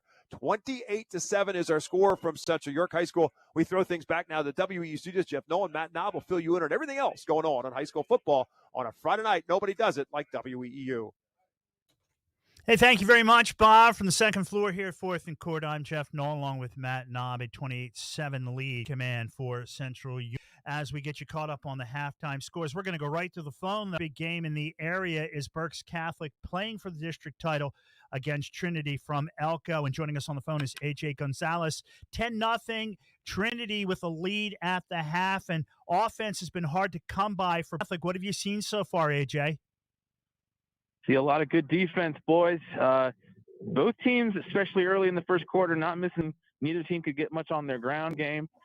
We did get a field goal late in the first quarter, and then right before the half, Trinity put together a really nice 7-play, 90-yard drive in only about 2 minutes, and it was all done in the air. They decided to put the ball in the air, and Maddox Jarzinski, he came down with a 15-yard touchdown reception to make it 10-0 just before the buzzer clicked for halftime. Both teams are going to have to push, but Trinity's been putting the pressure on Berks Catholic all day. In the first quarter, on their first 2 drives, they actually went for it on 4th and 10 and then 4th and 15. So right now, Berks Catholic we've got a trio to choose from right now. What is Trinity doing so well that's really negating the run game for Berks Catholic? They are clogging up that line. They're not able to get through that middle line. If they're going to get their ground game going, they're going to have to find a way to get through or go around. Go around. Hey, listen, AJ, we'll see you post-game show in studio. But again, 10-0 Trinity with a lead over Berks Catholic at the half for that district championship. Buddy, we'll talk to you after the game. All right, thanks. See you, boys. All right, that is AJ Gonzalez, who's reporting live from the stadium at Elko for us. He'll be here in studio to talk about it after. Let's go back to the Wilson game right now. And, you talked about this a little bit off mic and on mic about the explosive offense that is Central York. We thought it might come through the pass game. Legend has it comes a different way. It is coming all on the ground, and that's courtesy, in large part, of Legend Johnson. He's got 3 of Central York's 4 touchdowns, and his brother, Allie Johnson Jr., he also has a touchdown run. But, yeah, the Panthers keeping it on the ground, running it right up the gut on this Wilson defense. And so far, the Bulldogs have no answer. Legend Johnson scored from 34 and 46 yards out, including a 46-yard touchdown run with 10 seconds to go in the half. That's tough for the Bulldogs. Yeah, when you give up a touchdown run in tight, you go, okay, you beat us down low. But you give up those big ones, especially somebody that takes as much pride in defense as Wilson does, it's a real smack in the face. Yeah, that one right before halftime, 46 yards before the buzzer. Central York goes for 2 to get up 28-7. The Bulldogs have quite a hole to dig themselves out of in this second half. Well, and right now, Mason Young has got to be perfect. There is no room for error right now because you've got to take chances. You've got to throw the ball, and probably in times you really don't want to. Now we're going to see if there is a come to lead through the quarterback, and that's a tremendous amount of pressure to put on him. You're absolutely right. They got 24 minutes to play. They're going to have to put the ball in the air. If I'm Wilson, I'm leaning heavily on Michael Glover, your standout tight end. Get him in some mismatches with the Central York defense and try to push on their side. And dude, Carell Akings is a person that can break open a play. I mean, there's a lot of possibilities. They have playmakers, not just Glover, not to exclude their other offensive playmakers, but they're going to have to push the ball down the field. All right, let's take a timeout. When we come back, we're going to hit the rest of the scores here. This is a playoff night here in November on the Voice of Berks and Beyond 830 WEEU. UEC Credit Union that understands Pennsylvania, what it means to grow up here, start a business. And we're committed to being your financial partner for life. With competitive rates, exclusive member discounts, and modern technology, you'll right at home. Visit bankingforpa.org and sign up for UECU membership through our partner association, the Pennsylvania Consumer Council. UECU, banking that understands home. This season, stick with everyone's favorite snack, Diefenbach. Legend has it, Mark Diefenbach so much, he turned his Berks County kitchen into the ultimate. Now, over 60 years later, we're still making that with the same passion and quality right where it all began. So, crunch into some flavorful Diefenbach's kettle chips today and snack on a delicious tradition. If you are buying or selling a home, contact RE/MAX real estate agent Phil Macaronis. With over 20 years of experience and a member of the RE/MAX Hall of Fame, does it all. From residential to commercial real estate sales. And with his large catalog of repeat and referral customers, you know you can depend on Phil Macaronis, no matter where you're looking for your next home. Call 610-670-2770 or call Phil directly anytime at 610-858-4555. Leading Wilson 28-7 in the 6A semifinal game. The winner will take on the winner of Manheim Township and Harrisburg. That game takes place tomorrow. The defending 6A champion. They beat Wilson in that game a year ago. All right, Matt, let's look at some of the scores we have in the area. New Oxford is the top seed in 5A. They are hosting Solanco tonight, and right now Solanco behind Johnny Garcia with a couple touchdown runs and 135 yards in the first half. That courtesy Lancaster Online's Jeff Reinert. Follow him on social media for updates on this game, as we do. Solanco leads New Oxford 21-12. New Oxford 11-0 coming into this game. Solanco, 10-1. New Oxford is the top seed, and Solanco is number 4. Bishop McDevitt leads Exeter 28-0 in the second quarter. Bishop McDevitt is the defending District 3 Class 5A champion, and they're giving the Eagles of Exeter all they can handle here in the first half. In 4A, Wyomissing on the road is a 4 seed taking on top seed Susquehanna. Wyomissing with one loss to Twin Valley, Susquehanna. 17-14. Wyomissing trails in this one, but they got a Justice Hardy 40-yard touchdown run to close the gap. Also, Brady got a touchdown run on that one. Susquehanna has forced 2 Wyomissing turnovers so far in the first half. And again, Susquehanna Township with a 3-point lead late in the 17-14. They'll get the winner, Matt. Maybe a bit of a surprise there. Another close game here. West York 14, Twin Valley 13. The Raiders missed an extra point. That's the game. Lucas Myers had a 25-yard touchdown run for Twin Valley, and Drew Angle had a 51-yard touchdown run. So nothing new for the Raiders here. Nothing new for the Raiders offense, but it is new that they are trailing. Update, Wyomissing scores a touchdown. Wyomissing going into the break up 21-17 over Susquehanna. They came down from 14-0, I believe they were down. No, 14 they were down. So they come back and right now lead 21-17. Wyomissing with the lead over Susquehanna. As Matt just told you, West York and Twin Valley 14-13. Berks Catholic and Trinity. You heard AJ Gonzalez talk a little bit ago that Trinity got a field goal touchdown, Matt. Stop me if we've heard this before, but a late touchdown pass by Trinity puts Trinity up 10-0 over Berks Catholic in this District 3 final, 3A final. First time Berks Catholic has been there since what, 2017, 2018, something like that? I believe you are correct. Yeah, Yes, 2017. I'd have to check. I believe our Jared Montalto might have written that down somewhere here, from the Reading Eagle. But yeah, you mentioned the scores just before the half. They are backbreakers. You talk about football coaches at all levels talk about the middle eight, the first 4 minutes of the second half. Those are crucial. You want to lead those. And Central York scored just before the half, and Trinity scored just before the half. And that puts those opponents in tough situations, those opponents being Wilson. And we'll see how they can recover in the second half. And, Jeff, yes, sir. This is the Saints' first appearance in a District 3 title game since 2019. Okay. Their last district title win, their last championship came in 2017. So I've got Mike Gross, by the way, at Mike Gross GRP on X. You want to follow him for that Why Missing game as we are doing it right now.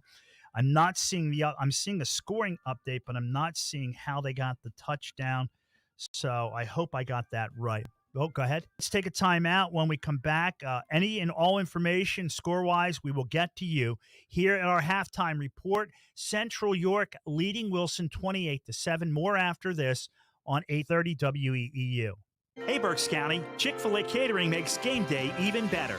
Choose from a variety of trays, including Chick-fil-A nuggets, mac and cheese, and chocolate chunk cookies. Perfect gathering. Place your order through the Chick-fil-A app, online, or by calling ahead and pick it up at your local Chick-fil-A restaurant at Broadcasting Square, 5th Street Highway, and Exeter Commons. Take cooking off your plate this football season and enjoy the perfect spread with Chick-fil-A Catering. Availability and order requirements vary. See restaurant for details. Savage 61 Chrysler Dodge Jeep Ram is once again the #1 rated auto dealership in Pennsylvania. Thinking it's time to trade up for something newer? We offer the most insane trade-in values you'll find anywhere. Whether you're looking for a new or certified pre-owned vehicle, our dedicated team will make sure you drive away happy. Visit us today at savage61.com and see why we're Pennsylvania's top choice. To find out how WEU can be your affordable advertising partner, call 610-345-7338. Along with Matt Knob and Kyle Rudert, I'm Jeff Nolan. Hey, Matt, we found out how WEEU got that go-ahead touchdown. Yes, it was a pass from Brady Eisenhower to Justice Hardy for a 6-yard touchdown. That gives WEEU missing a 21-17 lead with just under 2 minutes to play. Susquehanna Township marches all the way down the field then, Jeff. Right before the half, Marcus Armistead picks off the Susquehanna Township quarterback at the 1-yard line to keep Susquehanna Township off the board.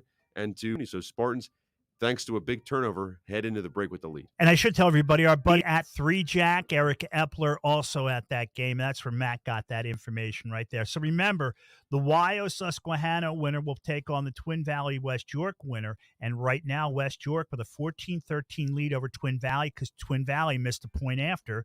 That is the difference right there. All right, after the game, scores and highlights, Travis Sparks is going to us on this game. AJ Gonzalez will talk about the Berks Catholic title game against Trinity. A whole lot of stuff going on as we are now week to week as well, because as our teams go, we go. If everybody goes tonight, we say good night tonight. So you never know. And the last time you're going to listen to us. I don't want to make it sound morbid or anything like that, but hey, I'm watching Matt over there. He's got a tear in his eye. I don't want to leave him sad. So, Matt, smile. I think we're going to be here next week, but I know we're going to be here at the end of the game.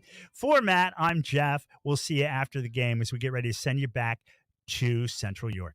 Spots Insurance Group is a proud sponsor of Berks County sports. We're an award-winning nationwide agency you can trust, insuring what means most to you for over 32 years. We specialize in auto, home, renters, business, and life insurance. Remember, when you think insurance, think Spots. Visit us at spotsforinsurance.com. That's SPOTTS, the number 4, insurance.com. Welcome back to our Lincoln Plumbing and Heating halftime show. Great job by the guys back at WEEU Studios. So now you're up to date and how things are going. And so far, not going great, but there's still 2 quarters of football left to play pretty much for everybody. So hopefully everybody can make a run by missing the only team right now on top at the halftime break, including this one where the Wilson Bulldogs trail Central York by a score of 28-7. A very impressive performance offensively tonight for Central York. And Matt Lytle joining me. My name is Bob McCool with the WEEU crew here at Central York High School.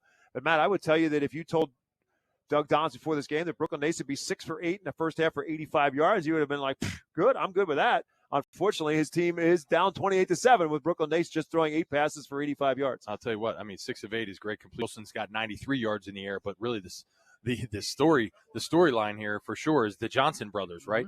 Legend's got 140 on the ground, and his younger brother Deuce has 16 on the ground. So 156 total yards for the Johnson brothers, and -2 for Nace.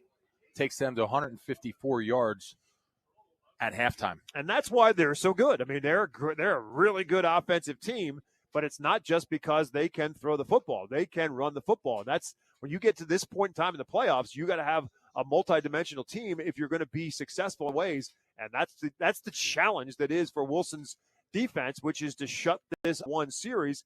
The real challenge now is that the offense for Wilson has to now, because they're going to get the football to start the third quarter, and they're down 3 scores as they do so. Yeah, season on the line. Let's see what Coach Doms and the Bulldogs come out, if they come out and play with passion here in this second half and put it all on the line and get back in this game. Going back, though, I talking about Central York, got the trifecta. They've got running backs that can run it. They've got a quarterback that can throw it. They've got receivers that can make big plays, and they've got a quarterback so run. Yeah. So it's really they can beat you. They can beat you a lot of different ways. Yeah, we talked with Chad Henne about Brooklyn Nace and how he is as a quarterback, and what is there a knock on him? And is it run? He said no, he can run. He said they just don't want to run. They hadn't run. You chose him to use him to run because he's the franchise. They didn't want to get him hurt, especially last year, knowing he had another year. So I think that's a piece of it. He's bought time. He hasn't taken off around the field. And Wilson has not been hurt by his legs in any way, but he's extended plays, and he's kept the drives alive in that regard. As we're about to get started with the second half, our second half kickoff is presented by Financial Planning Advisors. Their team of professional advisors can help guide your investment planning, retirement planning, or planning for the cost of your child's college education. Less than 2% of high schools receive a college scholarship. Financial Planning Advisors can help you plan for the increase in college. At Financial Planning Advisors working on your team, 376-6334, or go to financialpa.com. Again, the Bulldogs will get the kick to start the second half. And before we get it rolling, do want good luck to Derek Long and the Conrad Weiser Scouts boys soccer team playing for a state championship tomorrow. AAA state championship is at Northeastern High School in York County. A 10 a.m. start taking on Abington tomorrow morning in boys AAA soccer. And Monty Greer will not be able to ground ball kick and will roll all the way through and into the end zone. So it'll be a touchback for the Bulldogs. They'll start at 1st and 10. 28-7 again is our score. Wilson, Mason Young in the first half, 7 for 32 yards. A lot of Correll Akings early, but not a whole lot from the senior back in the second quarter. They also did throw to him for a 25-yard completion at one point in time in the first quarter. From the 20-yard line, Mason Young and the offense go to work. One receiver tight to the right and 2 to the left. The tight to the right is Monty Greer. And the give is to Akings. No, it's Greer on the handoff. It's Greer on it. Put him in motion. They fake the hand to Akings off the right side and put it to Greer's breadbasket around the left side. He takes it across the 25 and out of bounds on an 8-yard pickup. Yeah, nice little misdirection there, faking to Akins, giving it to Greer on almost like a reverse or a counter play, a jet sweep into the boundary for a gain of 8 to 9 yards for the Bulldogs coming out here in the second half. Wilson didn't move the football. They had 9 first downs in the first half. Unfortunately for them, only one of their possessions ended in the end zone. Greer this time will come out to as a receiver split. Actually, it's Jaden Carpenter split out to the right. Glover now will come out here as a slot on the right, and Monty Greer is on the left side. Now Glover goes in motion, and they'll hand it off to Glover this time. Same play. Michael Glover takes it out across the 35 and close to the 40. And the Bulldogs will move the sticks. Yeah, first down and then some for Michael Glover with a lead back with Coral Akins lead blocker for Glover. And Glover just, a big boy. He's a dude lowering his shoulders for those extra yards out to the Bulldogs' 38-yard line. So Glover on his third carry goes for 10. It's first. So basically the same play, just a lot runner in Glover than Monty Greer. Again, same look with with Glover slot on the right side, Carpenter split right, and Monty Greer slot on the left. And Glover will go in motion. They fake the handoff to him this time, but a flag down beforehand. So we'll see what the flag is. This is going to be against Central York, it looks like. It looks like the Panthers must have moved. And so it's going to be a first down and 5 now coming up for Wilson. Procedure penalty against Central York. That's the first penalty assessed against Central York. So very penalty-free football game to this point in time. So it's first and five now at the 43-yard line. They'll give it to Glover. Again, jet sweep. Wow. At the 45-yard line, the football comes loose. Morgan. Number 2, Dwayne Morgan had popped the football loose. Monty Greer got pelted at the 45-yard line. And I believe that either Wilson recovered it or the ball ran out of bounds. It's going to stay Bulldog football. Yeah, Dwayne Morgan came with a head of steam there. It was number 2 for the Central York Panthers versus number 2 for the Bulldogs. And Morgan came with a head of steam and really put a wallop on Greer. He did end up picking up 3 yards on the play, and Wilson did keep possession. So it's second down and 2 now for Wilson from the 46-yard line of the Bulldogs. Greer does come out. He did jog off the field under his own power, so that's a good thing. And his younger brother Damian now will come in at that receiver side, split out on the left with Carpenter split out on the right. 2 tight ends set. They're both lined up as wings. Glover wing on the left, Farrell wing on the right. This is a wing T offense, Matt Lytle. It does. Second down and 2 from the 46, except for the fact that the quarterback's in the shotgun. We're not going to run a waggle here. And now a timeout called beforehand. I believe Central York may have called the timeout. Timeout call with 10:42 very early on here in quarter number 3. Wilson that look even confused the defensive coordinator coming out in a wing T-esque. Yeah, but by actually, the Bulldogs. I stand corrected. It is Wilson who called the timeout. So whatever happened, Wilson didn't like what they saw, and so they'll call a timeout. Second down and 2, opening series. Wilson on with the football on a 2nd and 2 at the 46-yard line. Again, they trail it 28-7. Carpenter split out to the right side. They're going to go with that same look. Confusion was everything lining up the same. Damian Greer split left, and then the two tight ends lined up as wings. Glover on the left side, Farrell on the right, and Akings at the back in the backfield. Farrell goes pitch left side for Akings with Farrell and Glover out in front, but Central York will string it out, do a nice job of wrapping it up right around the line of scrimmage. No gain on the play. It's going to bring up 3rd and 2. Yeah, kudos there to Cullen Gardner and defensive end there for the Central York Panthers, just really not giving up that edge at the defensive end position and stringing that play, the Bulldogs, all the way out to the boundary and held them to no yards on that. 3rd and 2 from their own 46-yard line. Obviously need to get to the 48 to keep this drive moving. They're going to gut for Akings, and Akings is going to dance his way to midfield and just beyond. First down pickup when they needed it. Wilson keeps the drive rolling. Yeah, nice run there for the extra yards, getting up the field all the way out to the 49-yard line of the Central York Panthers. They needed 2. They get 5. And as Matt said, they are the Central York 49. Again, opening series of quarter numbers. Hoping to be able to finish off what is right now a 7-play drive. This is the 7th play of the drive from their Central York 49-yard line. Now everybody bunched to the short side of the field. And Glover's actually in the backfield on the right side, and Akings on the left side of Young from the shotgun. And going to throw it instead. The pass is complete for Glover and for Greer, and Greer's going to go inside the 40. So they made everybody think they were going to go right, then they throw back to the left, and they threw it back to Jaden Carpenter, and it's a first down pickup inside the 40 and down to the 35-yard line, a 14-yard gain. Great action play there. They're thinking they're going to hand off to Akins, following the 2 tight ends set to the field, throw it back, quick screen to Carpenter on bubble screen, and Carpenter does the rest all the way down to the Panthers. 14-yard pickup for Carpenter on his 2nd catch of the night to the 35-yard line, first down and 10. Carpenter and Damian Glover left side. Now they're going to, in that same look, give it to Glover again. Glover will lumber himself inside the 30 and down to about the 29-yard line. Another solid 6 or 7 yards for Glover on first down, depending on where they spotted him down. Looks like they spotted him right at the 30, so it's a 5-yard gain. Yeah, same formation. If you run into the field, they ran to the boundary with Glover following Akins off tackle into the boundary for a nice gain of 6. If you heard a pregame show, we talked about the fact that they're using Glover as a runner much more so than they had in the beginning of the season. He's run 7 times tonight. He's caught just 2 passes, so he's more of a runner now than he is a a receiver, a 2nd and 5. Here's the pistol set. Glover is the fullback. Akings the tailback. He runs the other way instead. He works his way for what looks down inside the 25-yard line and down to the 20. Great cut by Corral. Sure what got into Corral Akins because that was the best run of the night. Couple jump cuts there. Shifty moves up to field. Great first down run there by Corral Akins for the Bulldogs. And I'll tell you, one of the things that you make a difference is the realization that when you come out of halftime, like, look, we're down 3 scores. I'm a senior. This is it. This is the last chance to get something going here. And he is playing with a purpose as he gets 10 yards there. And the Bulldogs 10 yards closer to now the 20-yard line, first down at 10. Glover and actually lined up on either side of Young again. Glover on the right side, Young and Akings on the left. And again, it's Akings up in the backfield and cannot get away. Big-time play there, and I believe it was Colin Gurley who tripped him up for a loss.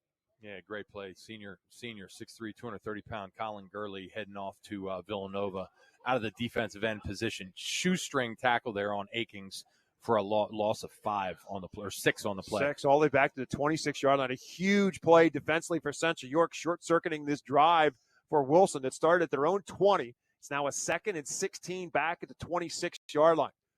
Damian Greer splits out to the left side. Jaden Carpenter is going to come to the right. And it looks like Farrell's in as the second tight end. Both he and Glover on the left side. Glover shifts a little bit further out. Young White looking for Carter. Looking for the corner of the end zone. It's a jump ball, and it's deflected away. Good play back there defensively for Central York, and an incomplete pass will bring up third. Yeah, great defensive play by the corner on that play. I'm just trying to come down with his number. I think that was number 20. I think that was Doug. Was it Doug Layer? Yes. Doug Layer, number 22 for the Central York Panthers. Just great one-on-one coverage there with Carpenter and did a nice job batting that ball down. So it's 3rd down and 16 now. Obviously, this is 4-down territory. It doesn't help the cause a whole lot for Wilson.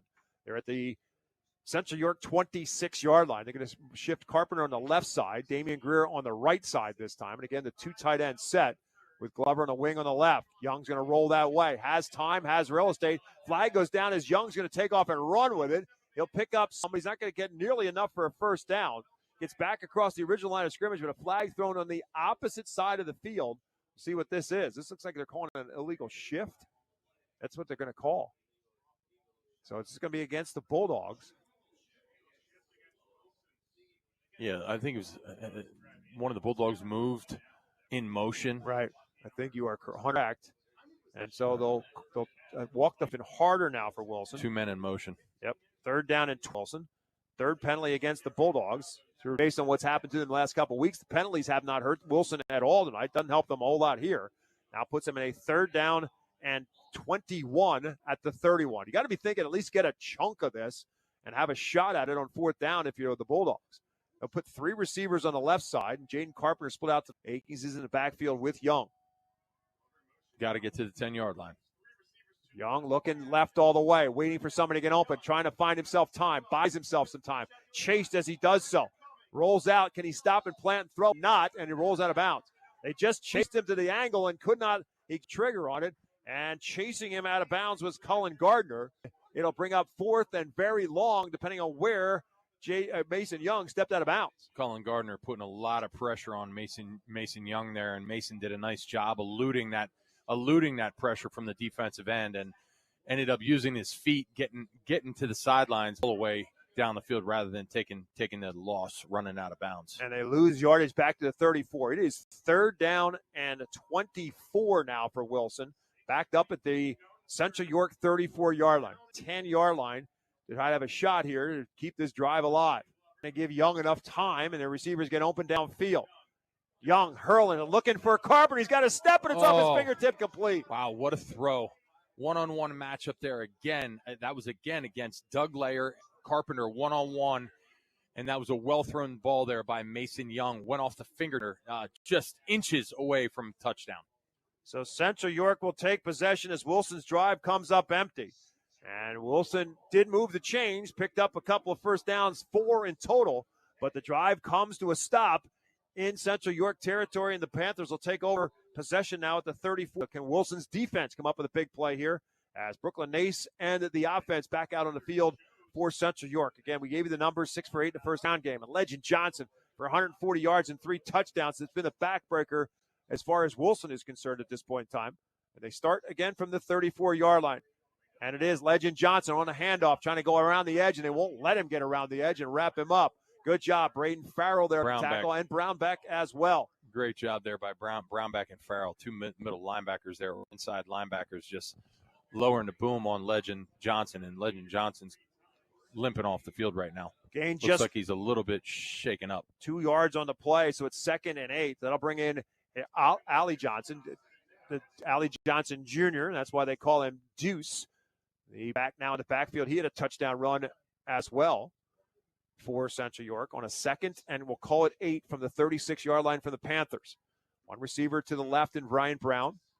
Braden Smith split out on the left side. It is Ace Johnson who gets a tackle and fights for a couple. Glover will wrap him up at about the 39-yard line. It's a gain of 3. Little delay called draw by in for his older brother, Legend Johnson, number 28 up the middle for a gain of 3 or 4. 3 to the 3rd and 5 at the 39-yard line. Now he's trying to get the Bulldogs to jump off sides, and Wilson does not move. And still trying to do that. And now signaling something to the side. There's plenty of time on it. Still 12 seconds on the play clock as Brooklyn Nace making some calls behind center. Trying to get the guys to jump. A little screen pass. Smith needs to break a tackle, and he won't do it.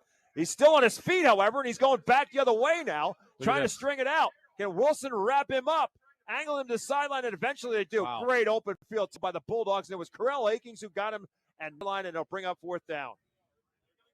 Brennan Smith looked like he was going to be tackled for a loss over on the backtracking, coming all the way over to the strong side of the field, getting up the field, and Corell Akins here, the home corner, stayed and made a nice open field tackle to keep from turning up the field for the first down. There's a lot of running. A lot of running for Brendan Smith to get a yard. For about a yard. 4th and 4. And on comes Jamin Ilgenfritz, the freshman, who is, again, the backup. And Akings back there as a return man for the Bulldogs. Wilson is Jackson Becker. And a high short kick takes a Central York roll. Close for it. I don't know why Corell Akings is anywhere near that football. Right from Wilson yelling, get out of there. But ultimately, the ball rolls to a stop. So the Bulldog defense comes up with a stop, just the 2nd time that they have prevented Central York from scoring a touchdown. And on down 4 now left to go in the 3rd quarter, our score remains Wilson trailing Central York 28-7. First and for the Bulldogs, we'll call the line of scrimmage at about the 23-yard line.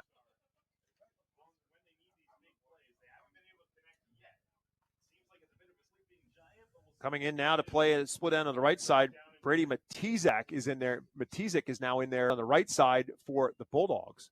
Young, straight drop, has time. Looks across, pass is caught to the 40, 42 yard. That's Monty Greer this time back in the football game, and Monty Greer with a little slant and makes the catch, and it's good for a Bulldog first down across the 46-yard line. Yeah, nice isolation route right there. Monty Greer on the backside, through a backside post, and Mason Young, best throw of the night, put it on the money. Frozen rope right to Monty Greer, hit him in the chest, and Monty Greer for the extra yards out to the Bulldogs 46. 23-yard pickup, first down at 10. Carpenter split on the right side. Matizak splits out to the left side now. Glover in a slot to the right, looking at the other side, looking for Matizak, but he airmailed it over his head. Mason Young frustrated himself. He threw that throw instead of just taking his time. He had his receiver, Matizak, wide open to the sidelines, just a 10-yard out route, and just airmailed it, threw it over his head. So it's 2nd down and 10 for the Bulldogs. Monty Greer going to come back in now and come out to the right side. Looks like they're going to Greer and Glover all bunched on the right side. And, of course, Akings is the back in the backfield. And he's going to run the opposite side of that bunch. Turn it upfield to the 50-yard line. And Corell Akings in Central York territory. He's going to come down a yard short, but it's going to bring up 3rd down and about a yard now for the Bulldogs. Yeah, that was trips to the field there, the formation. Akins back to a 0 receiver set, nobody into the boundary, and Akins, nice job delaying, waiting for his blockers. His offensive tackle cuts up inside for gain of 9. 3rd down and 1. Well, York. So again, the Bulldogs back in Panther territory. Need to cash one in here. Here's that handoff again to Glover. Glover trying to get outside. They string him out, and I don't know if he got there. Great job again by Central York, and I'm pretty sure to disrupt things. He didn't get the tackle, but he knocked Glover off stride, and I don't think he got there. He didn't. It's 4th down.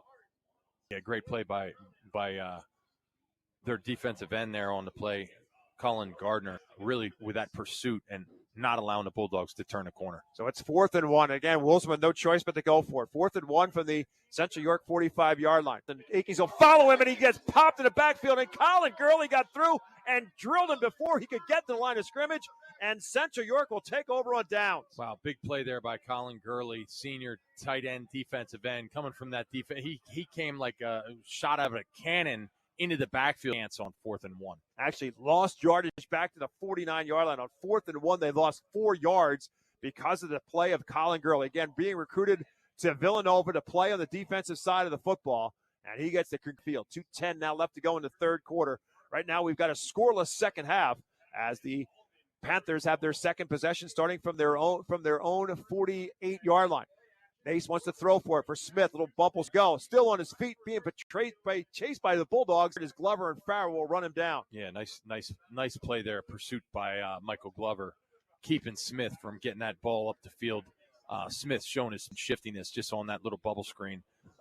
Glorified sweep there from Nace to Smith. That's 2 straight catches for Braden Smith. Gained only a yard and ran about 30. Yeah. 2nd down and 9 now at the 49. Smith a slot in the right side.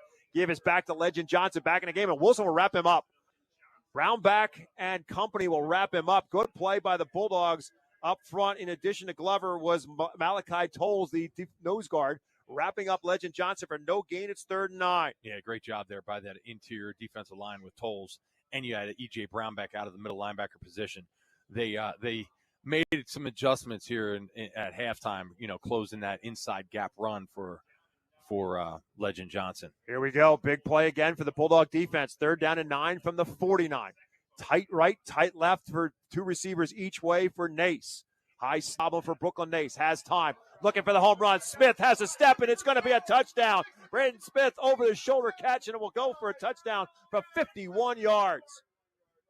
What a throw and catch behind Monty Greer, and Brooklyn Nace put the ball right on the money, over the shoulder catch. Beautiful throw and catch there by from Nace to Smith. Touchdown, Panthers.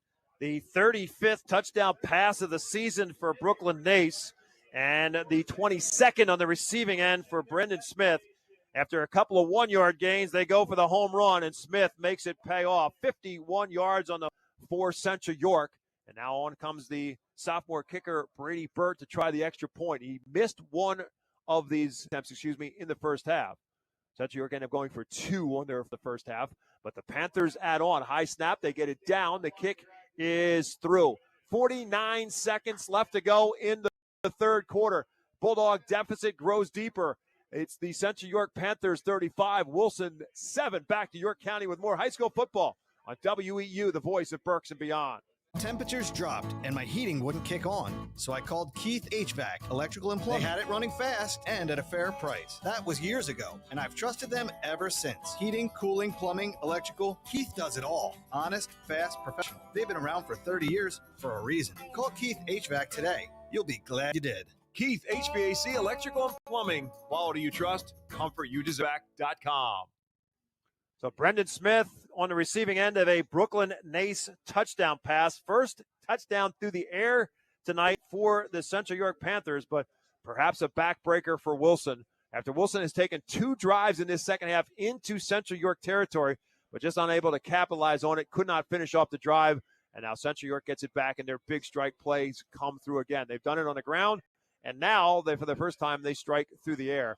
The touchdown pass from Nace to Smith for the score, and it's now a 35-7 advantage for Central York. Monty Greer and Carell Akings again are the return men for Wilson. This time they'll kick it deep, and Greer will field it, but it will be in the end zone, and another touchback for Wilson to start from the 20. Final seconds of period number 3. Time running short for the Wilson Bulldogs. The winner of this game moves on to play either Harrisburg or Manheim Township. Again, that game is tomorrow afternoon in Harrisburg at 1 o'clock, and obviously the loser of this game's season is over. It is that time of the year where you win, you keep going, and you keep the fan base happy and following you along. And ultimately, when the season ends now, the season comes to an end. Today was actually the official first day of practice for winter sports around the state of Pennsylvania, ironically enough. 1st and 10 from the 20. now for the Bulldogs. Young will have Glover go in motion, shifting from right side to left. Going to throw a little pass for Akings to the left side of the line of scrimmage, and not much there. A little screen pass, and Akings not room to run, and they angle him out of bounds right around the line of scrimmage. Yeah, two receivers set, both to the field and to the boundary, and they just ran Terrell Akins on a swing route to the field and gave it to him, and no green grass for Terrell Akins. They nice job there by Central York in the pursuit, him out of bounds at the line of scrimmage. Second catch of the day for Akings, but as Matt said, no gain on the play at 2nd and 10. And that stopped the clock as Akings was out of bounds with 14.2 left to go. So this likely, barring a penalty, will be the final play of the third quarter. Although our referee is coming over, I'm not sure if he's talking to Jerry Janchik or one of his crewmen. I think they're trying to put some time on the clock. That's what they're doing. They're going to relay the message up here to on the clock. Or adjust the clock, maybe not yet. They're putting 26 seconds on the clock. So we'll see what happens here with 2nd down and 10 for the Bulldogs, again from their 20-yard line. Carpenter is split out on the right side. Damian Greer is slot on the right. Monty Greer is split on the left. Young looking left all the way. Going to dump it off underneath for Glover. He's got Glover still on his feet all the way out across the 45-yard line. First down pickup for the Bulldogs. Nice little underneath flat route by up the field, and with a head of steam, brings it all the way out to the 47-yard line of the Bulldogs. Great throw and catch there by from Young to Glover. 27-yard pickup, and Young flushed out of the pocket, chased as he does so. Is he going to turn and run? He is, as Young will run out of bounds in Central York. Steps out of bounds. Clock still has time left in this third quarter as Mason out of bounds at around the Central York 40 for Mason Young. Yeah, smart play there by Mason, just feet and getting out of bounds, stop the clock. So it's 2nd and 4 now at the 47-yard line of Central York for the Bulldogs. This is where the problems have started to rise for in this football game in Central York territory. Should be the final play of the third. Young has time, looking for somebody, can't find anybody open, still has time. Now he finds a man in the middle of the field. The pass is caught. There is a flag down as Monty Greer made the catch for a first down at the 36-yard line. But a flag down, it's going to be another hold against Wilson. Nice job there by Monty Greer, that's available in the middle of the field, showing himself, on a scramble. That play, Mason Young had plenty of time to start moving around in the pocket, and nice throw and catch there. But unfortunately, 35-7, Panthers on top. Just 12 minutes left to go in the football season for the Wilson Bulldogs. Unless they can mount a valiant comeback, we'll find out when we get back. High school football presented by Savage Auto Group continues on WEEU in Reading. Shop, earn, and save with the markets and unlock big savings on groceries with fantastic deals like buy 3, get the 4th free. Redeem your points and save on fuel at one of our 7 Renders Quick Stop locations throughout Berks County, and treat yourself to made-to-order sandwiches, fried chicken, coffee, and more. Discover tons of special offers, digital deals, and surprise savings available to rewards customers. Start saving today. Simply sign up at the store or online at rednersmarkets.com. Hey, football fans, tackle your mornings with me, Mike Keller, along with Bob McCool and Trey Smith every weekday from 6 a.m. till 9 a.m. On Monday at 8:05, Max from Classic Harley-Davidson will stop by for a Toys for Tots update. On Tuesday at 7:05, it's another Reading Blues Fest preview with Mikey Jr. from the Mikey Jr. Band. And at 8:05, Ed Kratz, Sports Illustrated Eagles beat reporter to talk Birds and Lions. Plus, on Thursday at 8:05, it's the Morning Pint with James and Ben from Rural City Beer Company. It's Mornings with Mike, weekdays from 6 to 9, right here on WEEU. Welcome back to Central York High School alongside Matt Lotto. My name is Bob McCool, our technical director, Sean Tansky, keeping the show on the road. Hope you're enjoying high school football tonight on WEEU, and hopefully we'll have more of it for you next Friday night, depending on the results of tonight's football game. We had 5 Berks County teams in action, and if we get a winner and we get another game next week, we'll have it for you as our coverage continues. The Wilson Bulldogs by a score of 55-7. Wilson has the football as we start quarter number 4. Wilson has it on a second down. They wait and see where they mark this off at. It looks like Bulldogs are going to be backed up to their 42-yard line after the holding penalty in that final play of the quarter. So it's going to remain second down. But now second down and about 15, it looks like, for the Bulldogs. Second and about 14 it should be, because it was 2nd and 4. So 2nd and 14 from the 42-yard line for Wilson now. So Jaden Carpenter split out on the right side, split out on the left, and his younger brother Damian Slot on the left. Glover on a wing on the left. Corell Akings in the backfield on the right side of Mason Young. Again, second down and 40, gets it inside the 45 and pretty close to a first down, depending on where Jaden Carpenter ultimately is going to be wrapped up. Love seeing that play. You have Carpenter just down here in the one-on-one. This little hitch route, standing up throw, Mason Young to Carpenter. Nice play for a gain of 9. That was actually an untimed down because of the final play. So they had one more play to run. And so now officially they'll switch sides and go back the other way because it was a penalty at the end of the quarter. Quarter came in on a penalty. Played an untimed down to finish the quarter. So officially now we will start the fourth. And Wilson does so in a little bit better position now after that 13-yard pickup to Jaden Carpenter. Man, I can be honest with you. That's a play that I don't know that high school teams use enough of. Those little dig routes, little hitch routes, 7-yard routes, the 7-10-yard routes. Just get down, get a couple yards, get down the field, and then quick hitters from the quarterbacks. It's beautiful. It's a great confidence builder for quarterbacks. The question is, what's the defense playing? What type of coverage are they playing? Are they playing man-to-man? Is that corner soft? Are they off? Are they playing man-to-man, jamming you up in your face? So it really depends on the coverage. If they're off, it's a gimme all day long into the boundary. 3rd down and 1 now for the Bulldogs after that completion. Again, the line of scrimmage is now the Central York 44-yard line. Jaden Carpenter split out on the left side. It's Damian Greer on the right. Now Akings shifting around the backfield. Lots of backs in the backfield. A little reversal, and it's going to be Akings throwing it back to Young, and it's picked off.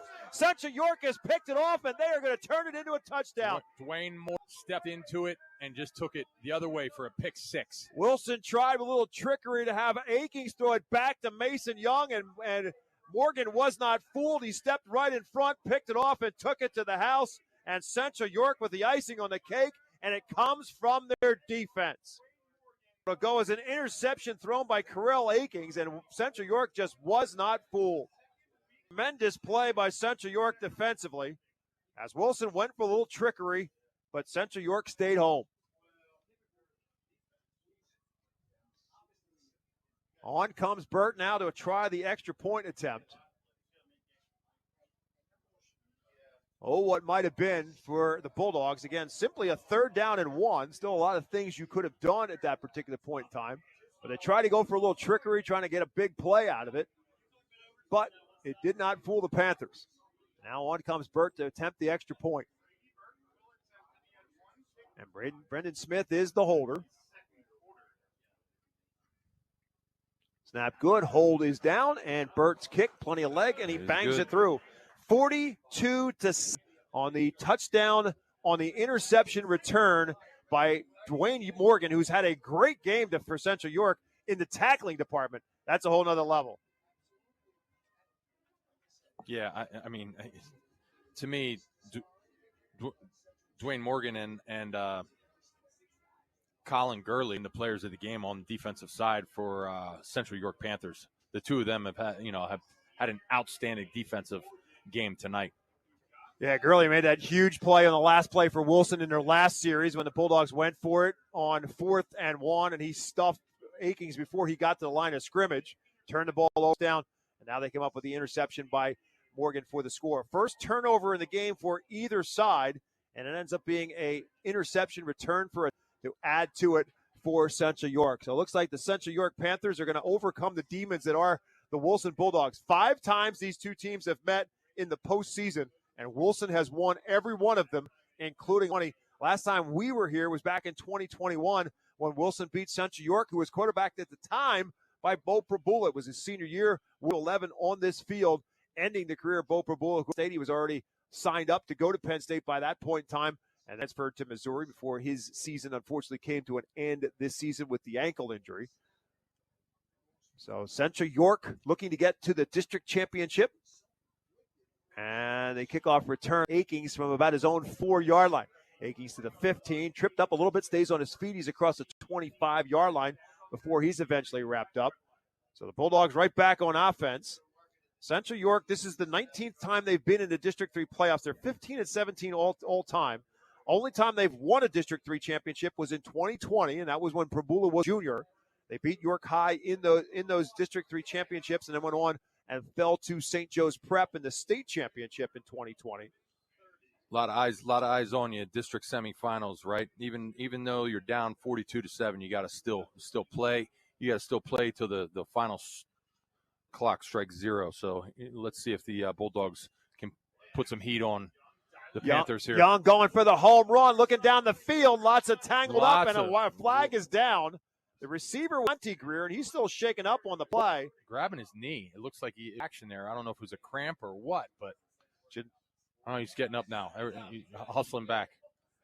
Janeel Gill was the defender, and they were tangled up with one another. That's an understatement. They were hand fighting with one another, and I thought there was a flag thrown, but apparently not. I thought I saw a flag get thrown, but it's an incomplete pass. It's second down. That was a lot of contact in the defensive secondary for a no call, but that's the way it's been all game. So it's second down and 10 now for Wilson from their own 27-yard line. 3 again, bunch to the left. Young looking that way. A little underneath route for Jaden Carpenter. Needs to make somebody miss, and he won't. It's led defensively. Haven't even talked about him as an outside linebacker, but he makes the play there. Gain of about 4. It's third down. Actually, that was number 0. That was Josh Barr. That was Barr. Yeah, Barr on the tackle with Gurley backing him down.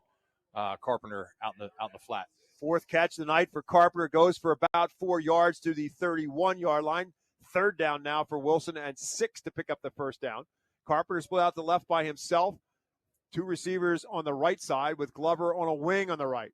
Again, third down and 6 now. A whistle beforehand. Officials are calling a timeout. I think they're pointing at one of the Central York players. I'm not sure if somebody's shaken up or if it's an equipment issue, but they're pointing at. That's who just had to pick 6. Dwayne Right. Morgan's I don't know if he's getting his ankle is bothering him or hamstring or what, but he's a little shaken up. He was jumping up trying to get some loose. So the officials called a timeout, sensing that there was perhaps an injury of some kind, and York didn't see it. So give the officials credit. They're keeping an eye on protecting the players as well as anything else, even in that situation. So Morgan comes out, and it's now, again, it's third down and 6 for Wilson from their own 31-yard line.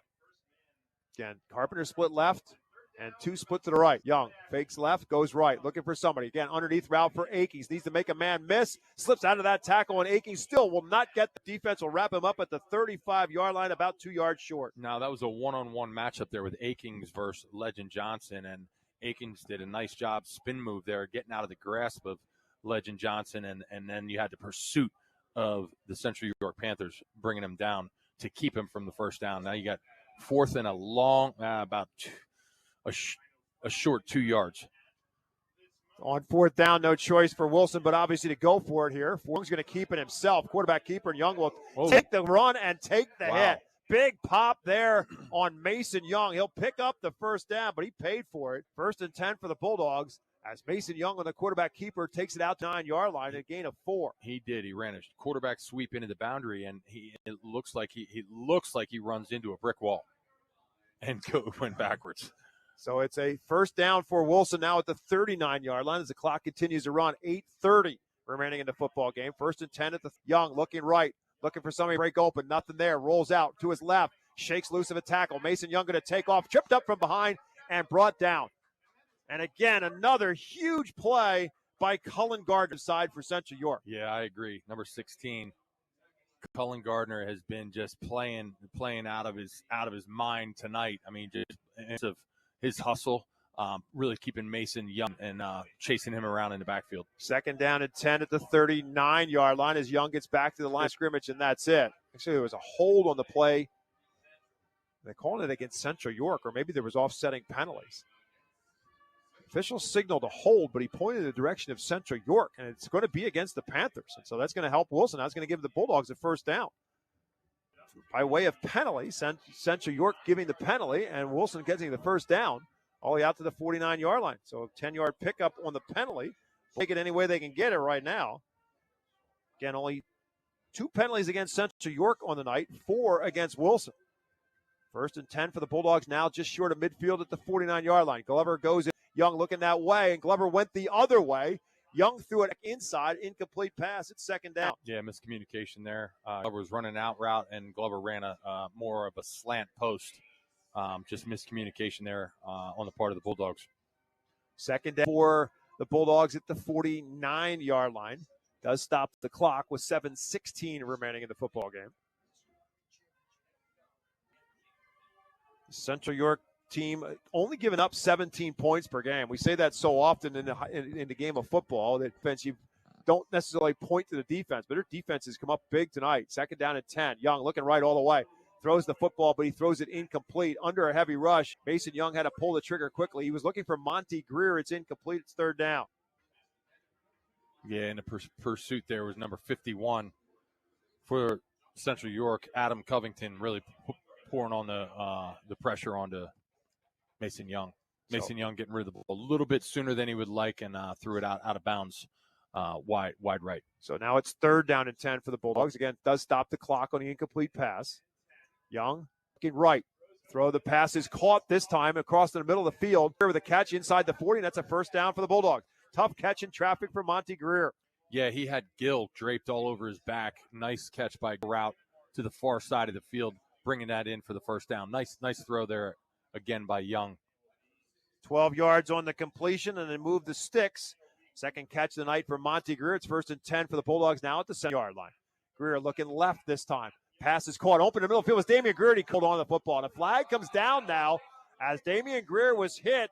Might be a personal foul against Central York. The Panthers, it's a hands up questioning this. I think that's a face mask as he was tackling Damian Greer. Damian Greer didn't have the ball. Right. Went right through his hands, but as he was coming down, getting tackled to the ground, I think he was being tackled. They're calling it a personal foul. I think they're just saying that he hit him as a defenseless receiver after he caught it.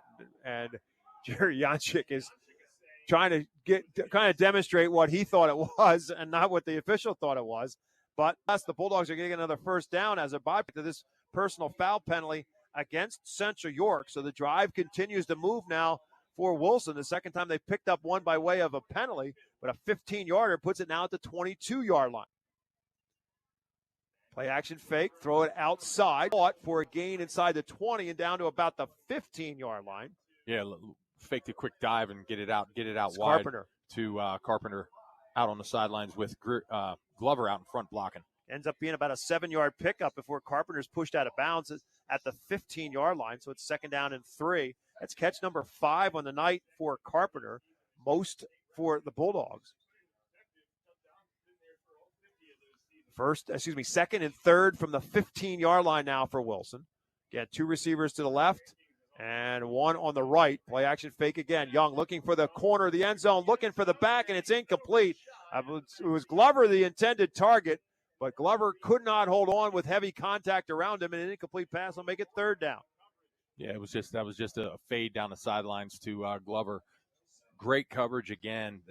Dwayne Morgan on I mean, really close coverage there, and Glover had a chance, just could not hold in on the diving attempt. So it's 3rd down now for Wilson. Stops the clock at 4:15 and still counting. Young, little out pass, looking for Carpenter, but he airmails it over his head and incomplete. So that's going to bring up 4th down now, 4th and 3. The rule is in effect with that touchdown interception, and so the clock's going to keep running even on the passes here. And so that incomplete pass is going to bring up 4th down for the Bulldogs. Obviously, they're just going to keep going for it here on 4th down. Mason Young's feet, and it was like a little spot route out here outside to Greer and incomplete. So it's 4th down now for the Bulldogs. Last play, unless the Bulldogs can pick up a 1st down to keep this game alive. Mason Young chased again out of the pocket, gets tripped up, and he can't get his feet back underneath him, and he'll go down. And Gurley, who tripped him up in the backfield, and maybe a Central York Panthers defense. Their defense have just been playing a heck of a game, given the Bulldogs fits. Mason Young putting pressure on him all along. Yeah, again, Jerry Janchik is an offensive guy. I mean, that's his game. He is all about the offense, but the defense tonight has been spectacular. You kind of lose sight of it with the stellar play of the offense, but the defense has come to play tonight, and the Bulldogs on downs will turn it back to Central York. Central York has the possession now, 1st and 10 at the 28-yard line. Wilson could stop the clock 2 more times, but again, we are under the mercy rule, so the clock will continue to run now unless Wilson calls the timeout. Nace again from the shotgun. Legend Johnson beside him. 3 receivers all packed on the short side of the field, the left side. And the give is to Johnson on a string out to the right. Johnson will cut up the field. They're 5 and 50 into Wilson territory and finally run out of bounds, but not Legend Johnson with another big run from scrimmage into Wilson territory and out of bounds at about the 40. By Jackson Becker, keeping Legend Johnson from taking it the rest of the way. Touchdown run. Jackson Becker bringing him down along to the Bulldogs' 43-yard line. 30 unofficially now at 176 yards on 16 carries. and that's getting close to his season high of 181 he had against Southwestern York.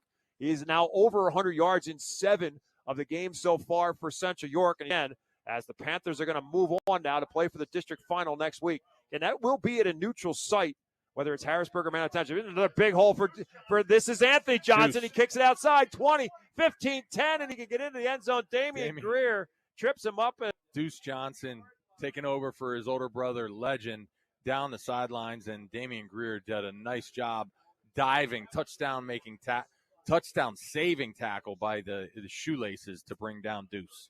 So that time, Ace Johnson on a formation of those two has been dynamic tonight. And again, Wilson York are going to play one another next year in the regular season.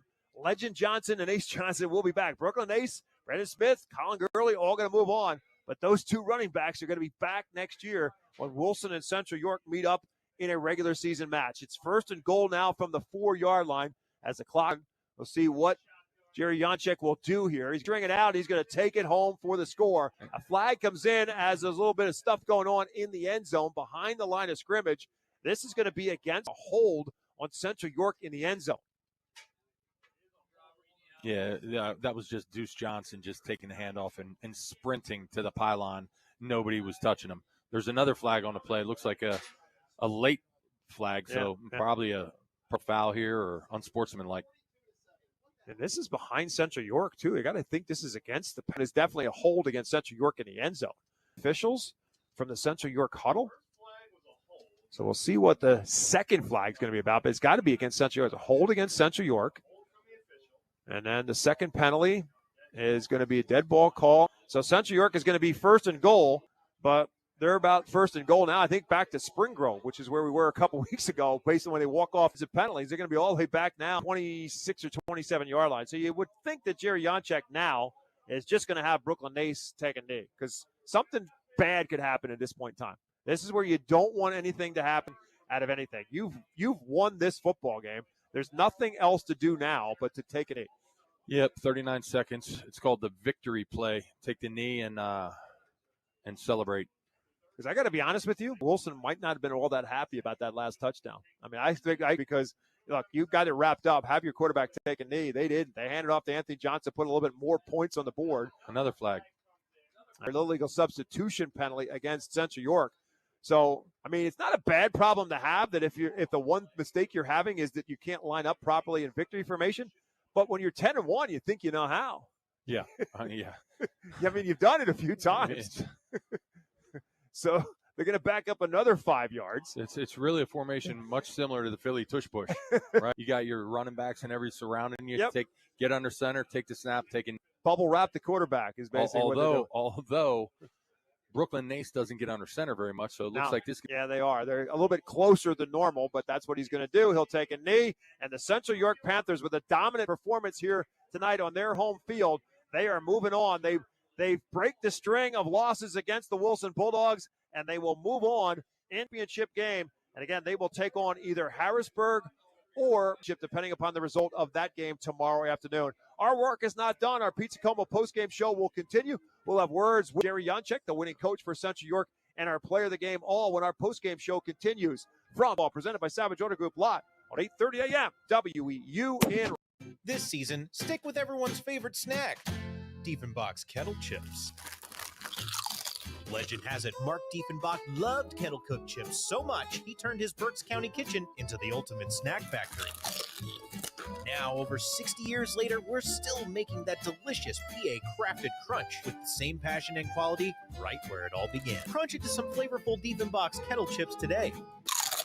Savage 61 Chrysler Dodge Jeep Ram is once again the #1 rated auto dealership in Pennsylvania. Thinking it's time to trade up for something new? We offer the most insane trade-in values you'll find anywhere. Whether you're looking for a new or certified pre-owned vehicle, our dedicated team will make sure you drive away today at savage61.com. See why we're Pennsylvania's top choice. To find out how WEEU can be your affordable advertising partner, call 610-345-7338. Updating your furniture and appliances? The Habitat for Humanity Restore of Berks County can help. The Restore offers free pickup of your gently used furniture and appliances from your Berks County home. We offer convenient scheduling for our free pickups through our website, restoreberks.org. Look 70 Allentown Pike and Temple. The Restore is open from 9 a.m. to 6 p.m. Tuesdays through Saturdays. You might just find that special thing to tie the room together at the Restore. Support your community with your donation to the Habitat for Humanity Restore of Berks County. WECU is a credit union that understands Pennsylvania, what it means to grow up here, raise a family, start a business. And we're committed to being your financial partner for life. With competitive rates, exclusive member discounts, and modern technology, UECU offers personalized banking that will make you feel right at home. And sign up for UECU membership through our partner association, the Pencil Council. UECU, banking that understands home. Welcome to the Pizza Como postgame show. Pizza Como is a family-owned business going strong on the Fifth Street Highway for over 50 years, serving the finest Italian dishes, Berks County's best variety of Italian sandwiches, and legendary pizza. Right next to you to keep your game sharp all year round. And if you love sports cards and memorabilia, stop, sell, or trade, Pizza Como and the Yard. York now 16-17 all. York now 16-17 all time in district championships, having won it in 2020. But Wilson has been a big piece of the problem for the Panthers, having lost to Wilson 5 times: 2009 in the quarterfinals, 2012 in the quarters, 16 in the quarters, and then 21 in the semis. As we talked about, that was the game with Bo Prabula as the quarterback. And then again last year, 28-20, Wilson won the game as well, that one in West Lawn. But a different story tonight as Central York, in convincing style, finishes this one off with a 42-7 victory. And so now they can sit back and relax a little bit and probably do a little watching as they will take on the winner of Harrisburg and Manheim Township. That game is played tomorrow at 1 o'clock at Harrisburg High School. And so the winner of that game will meet Central York next week at a site and time to be determined. It will be a neutral site. Central York, the number 1 seed, is moving on. It was a very close race at the top of the District 3 6-8 between Central York and Harrisburg, and it went down. I mean, I'm talking infinitesimal decimal points, and Central York ultimately ended up winning out. The big difference of it, in a lot of ways, was that their one loss of the season, I mentioned this earlier, their one loss of the season was to Archbishop Hoban, which is in Akron, Ohio. So that loss does not count in the PIAA rankings. You play a team from outside the state of Pennsylvania, not a non-PIAA team, it does not count towards your PIAA ranking. And so therefore it doesn't count in the District 3 seeding as well. And so actually that loss to York, and it helped get them to the number 1 seed. Did that make a difference? We'll find out when Harrisburg plays Manheim Township tomorrow and who will ultimately hear, but to get to play Central York again. It will not be a home game for either side. So it'll be Central York against Harrisburg or Manheim Township in next week's district championship. Our player, the Reading Fighting Phils, and their all-new Redner's Event Center at First Energy Stadium. The R-Phils remind you to have your next sports team banquet in the R-Phils all-new Redner's Event Center banquet and meeting facility at First Energy Stadium. Whether it's a sports banquet, a wedding, a corporate meeting, or event, or any charity fundraiser dinner, the number 1 place for events in Berks County for groups of 40 to 1,000 is the all-new Redner's Event Center at the R-Phils. Go to rphils.com/events for more information. A tremendous performance. Jim Johnson, the running back for the Central York Panthers, living up to that name of Legend Johnson tonight, scoring 3 touchdowns on 16 carries and 175 yards rushing for the junior. Again, you look at what they could do passing the football with Brooklyn Ace and Brendan Smith and Colin Gurley and all the things that they could do on the offensive side throwing the football, but you cannot. And ultimately, with Ace Johnson Jr. back there as well. Again, they call him Deuce Johnson. Their father, Ace Johnson Sr., is one of the assistant coaches on Jerry Yanchik's staff. And so that's why Ace Johnson Jr. goes by the nickname of Deuce. But he also had a touchdown run as well. He had a second one that was called back by way of a penalty. But don't forget what they were able to do defensively tonight. Wilson was able to move the football on occasions tonight. They ended up picking up 19 first downs. If you look at the first down, Wilson actually had more than Central York. 19 first downs for the Bulldogs to 15 for Central York. And the total yards weren't that far off either. Central York had 362. Wilson had 294. But the Bulldogs were getting into Central York territory, and that's when drives were ultimately getting short-circuited, and they were unable to come up with big plays. But Central York certainly came up with some big plays, and especially in that fourth quarter when Wilson was scrambling to get back in it. They had themselves in a 4th and 1 at the 45-yard line. They handed off to Carell Akings following Michael Glover. Could be an easy first down to keep a drive alive. But Colin Gurley got through there quickly and got to the Bulldogs tailback before he could even get going. They actually lost 4 yards in a 4th and 1 from the Central York 45-yard line. And in the next series, the Bulldogs tried to go with a little trickery, a little fit to get Central York off guard.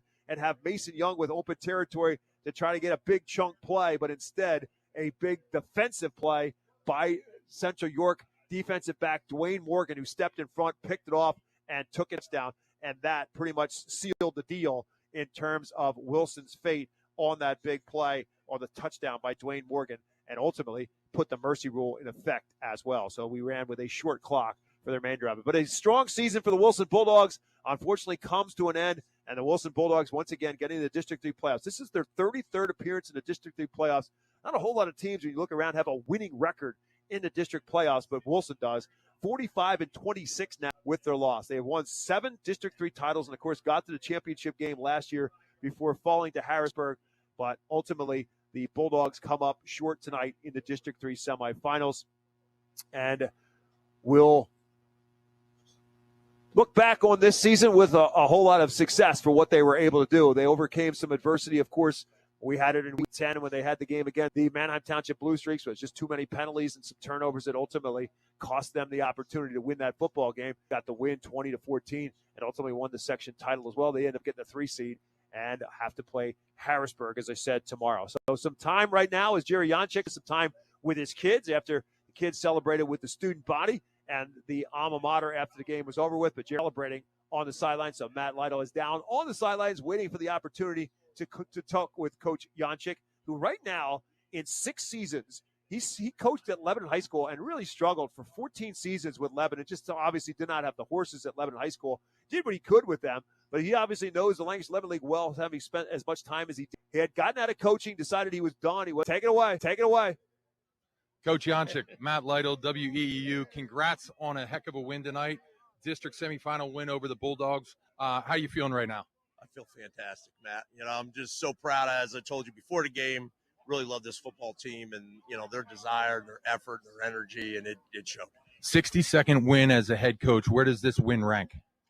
They told me tonight they've never beat Wilson here. That's the 5th time we played them. So to get them to win like that, it's just so satisfying. Outstanding. Talk to me a little about game plan tonight. Coming in, you guys have an electric offense with a lot of big players. But was it the defense? I mean, tell me a little bit about the game plan and the execution. Well, we felt we needed to run the ball because last year we didn't take advantage of that. And they gave us opportunities. When you look at film, you sit there and you look at yourself, go, why didn't you run the ball? And we had some guys at Legend Johnson, who I think you're going to speak to here in a moment, just, we kind of get on his back sometimes. He carries us. And then that with the mixture of Brooklyn Nace and what he can do and his intelligence level, you probably saw it tonight. And he didn't have to do everything. It was nice to have, the line was able to make the holes when they needed. Colin Gurley played his butt off and all that stuff made it really just the game plan worked. Defensively, Morgan, Gurley, and then Gardner on the defensive side played outstanding ball. But you mentioned Nace. Nace really didn't have to do a lot tonight because Legend Johnson and his younger brother, Deuce, Yes. I'll ask you that. How is that dynamic in the backfield, having 2 brothers? Well, the funny part is Deuce is bigger. I told him, I said, Legend weighed in last week for Delaware, 187 pounds, and then Deuce was 205. So I said, how's your baby brother bigger? I said, that's genetics, but 2 unbelievable young men, great football players, and just so blessed to coach them and to have them in our team. One's only a junior and one's a sophomore. That's outstanding, Coach. Coach, well, look, I appreciate your time. Go enjoy this win with the team, and best of luck in the district finals. Thank you very much. Appreciate it. All right, Jerry Janchik heading the win, and Matt's got Legend Johnson ready to go. Our Reading Fight Phil's player of the game. Matt, keep it rolling. Legend Johnson, Matt Lytle, WEEU. Congrats on player of the game. Unofficially or officially, you had 16 carries for 175 yards and 3 touchdowns. Talk to me about tonight and how your team execution executing of the game plan. So it's a team effort, and I thank all my linemen and my quarterback for believing in me. And without the defense, then we couldn't do nothing. So I'm thankful for the defense. And yeah. What did Coach say to you guys at halftime? 0-0.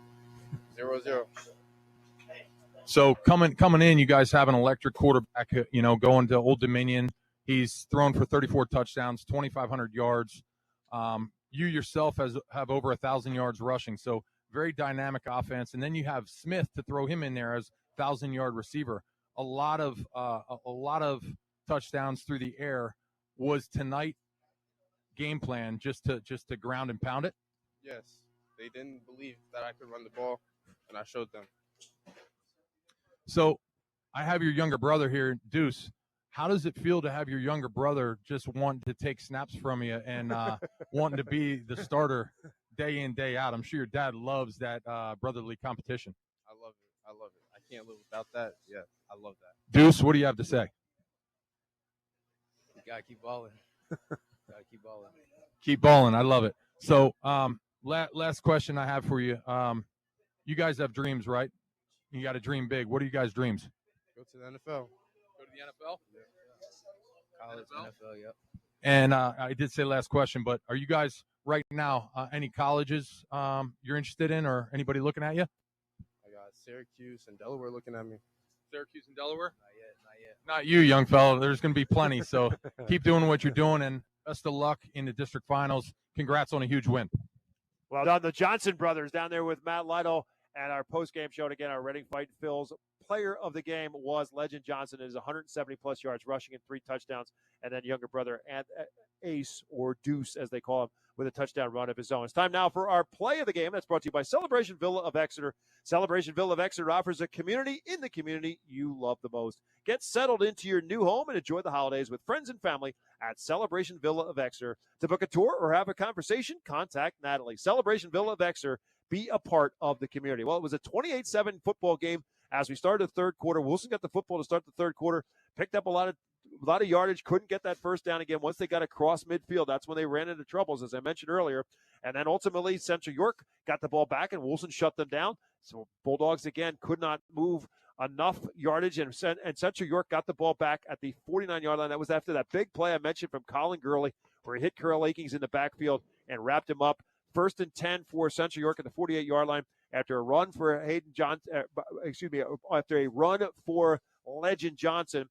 The Central York Panthers were in a 3rd and 9 at the 49-yard line, and that's when they sent Brendan Smith deep, and Brendan Smith with a touchdown. That's when they sent Brendan Smith deep, and Brendan Smith with a touchdown. That's when they sent Brendan Smith deep, and Brendan Smith. That's when they sent Brendan Smith deep, and Brendan Smith with a touchdown. That's when they sent Brendan Smith deep, and Brendan Smith with a touchdown. That's when they sent Brendan Smith deep, and Brendan Smith with a touchdown. That's when they sent Brendan Smith deep, and that's when they sent Brendan Smith deep, and Brendan Smith with a touchdown. That's when they sent Brendan Smith deep, and Brendan Smith. That's when they sent Brendan Smith deep, and Brendan Smith with a touchdown. That's when they sent Brendan Smith. That's when they sent Brendan Smith deep, and Brendan Smith with a touchdown. That's when they sent Brendan Smith deep, and that's when they sent Brendan Smith deep, and Brendan Smith